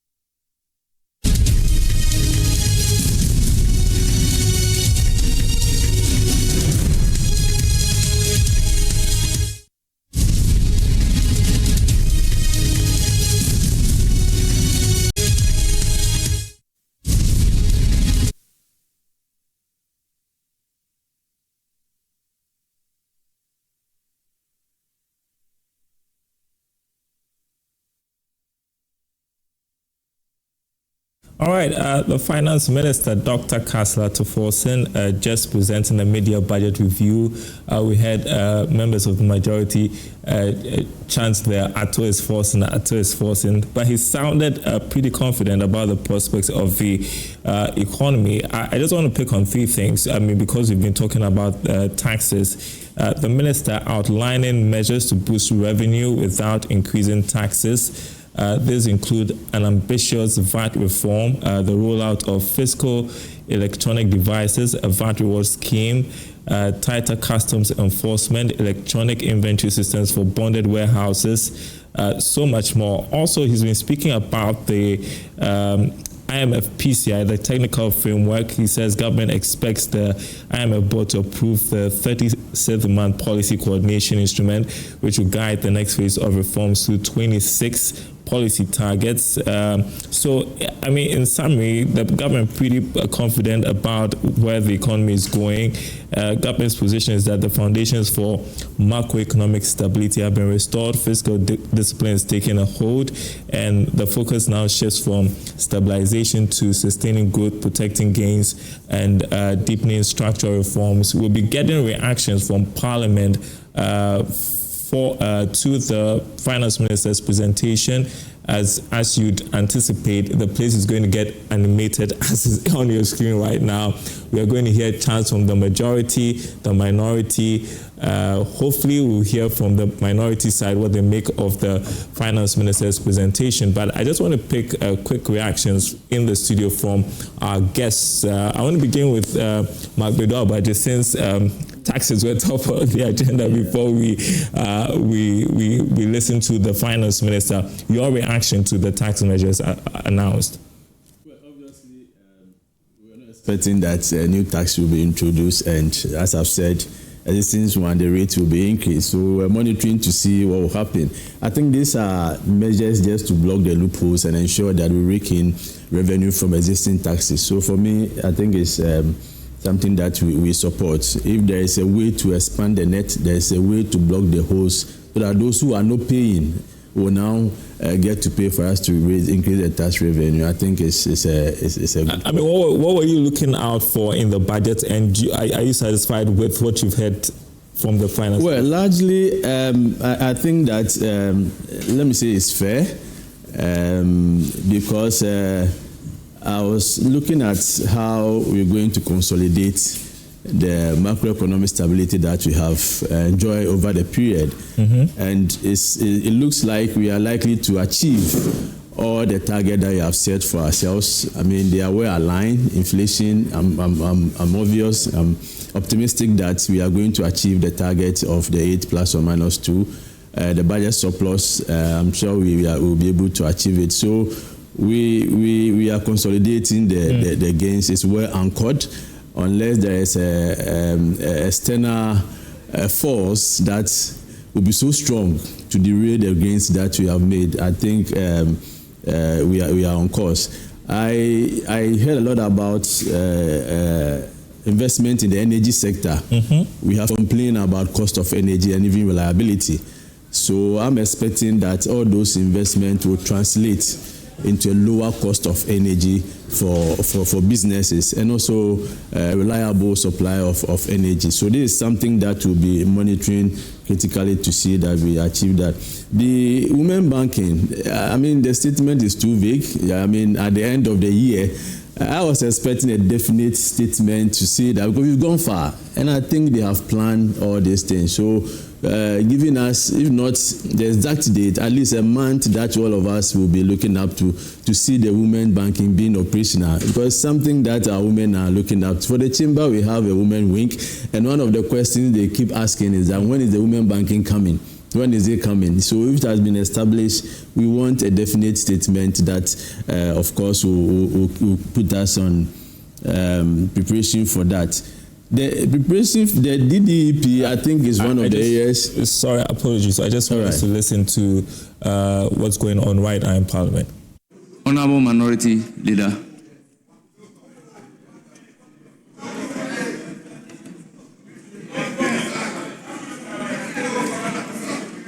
Mr. Speaker. Honourable members will listen to each other in silence.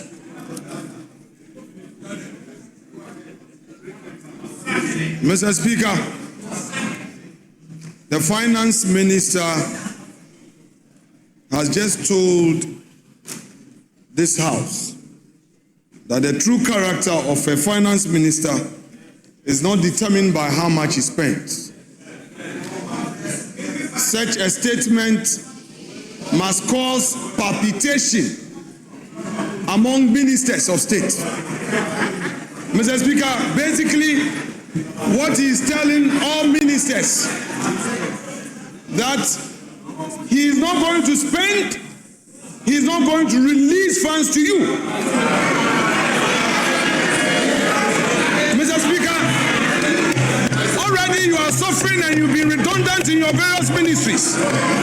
His deputy minister told the nation that 1.6 billion was released to the agri minister. Today, he says only 1.1 billion.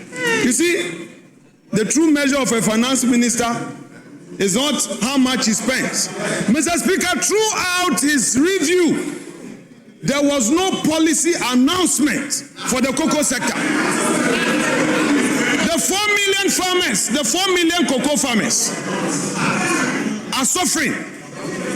This finance minister, since he took over as a supervising minister responsible for cocoa, we have seen suffering and wailing, and he comes here to lament. Mr. Speaker, he talks about determining the true cost of economic policy.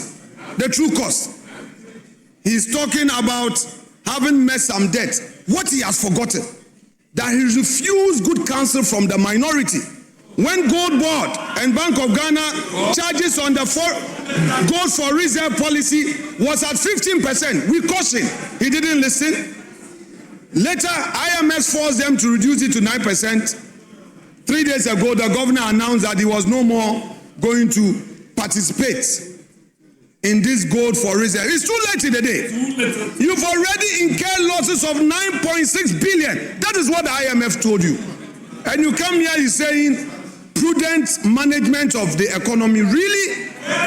Mr. Speaker, this review is full of English with empty payment. The payment he said is done. He said they have done some payment.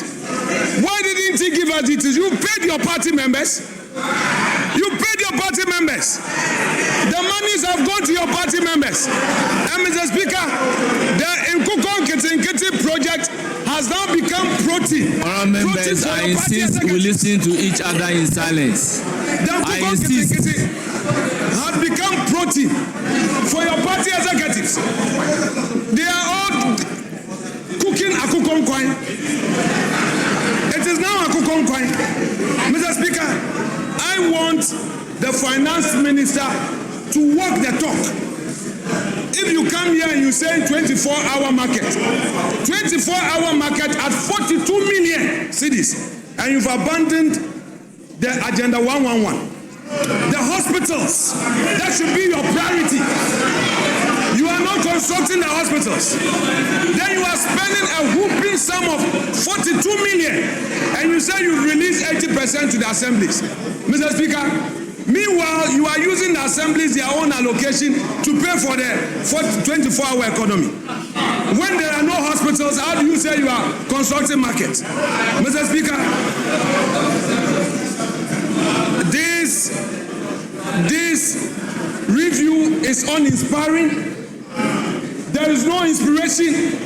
What we are experiencing in this country is persecution, persecution, persecution. For the first time, we are seeing political imprisonment. One to me is a political prisoner. Mr. Speaker, Camila Al-Hassan, a young mother of 3, is also a political prisoner, telling you how intolerant you are, and you are here telling us you are running an economy. You want this to be a one-sided parliament. When people criticize you, you threaten them. A lot of my MPs here have been threatened. You are threatening members of parliament with prosecution. Let me serve a warning to the Attorney General that the ravening clouds shall no longer be victorious. They shall not long possess the sky. Be careful. 2028, you'll be in opposition. 2028. If you are not careful, Mr. Speaker, if you don't stop now, you go and meet Wontumi there, and Wontumi will be out, and you will go in. So I'm advising you, let us all be measured. We welcome the reforms by the finance minister, and for the first time, he did something patriotic by acknowledging the digitalization reforms we introduced in government payments. Today he has acknowledged it. Mr. Speaker, we commend you for acknowledging MPP. We commend you, but you can do better. Tell your government to free all political prisoners. Dr. Atuforsen, tell your government to free all political prisoners.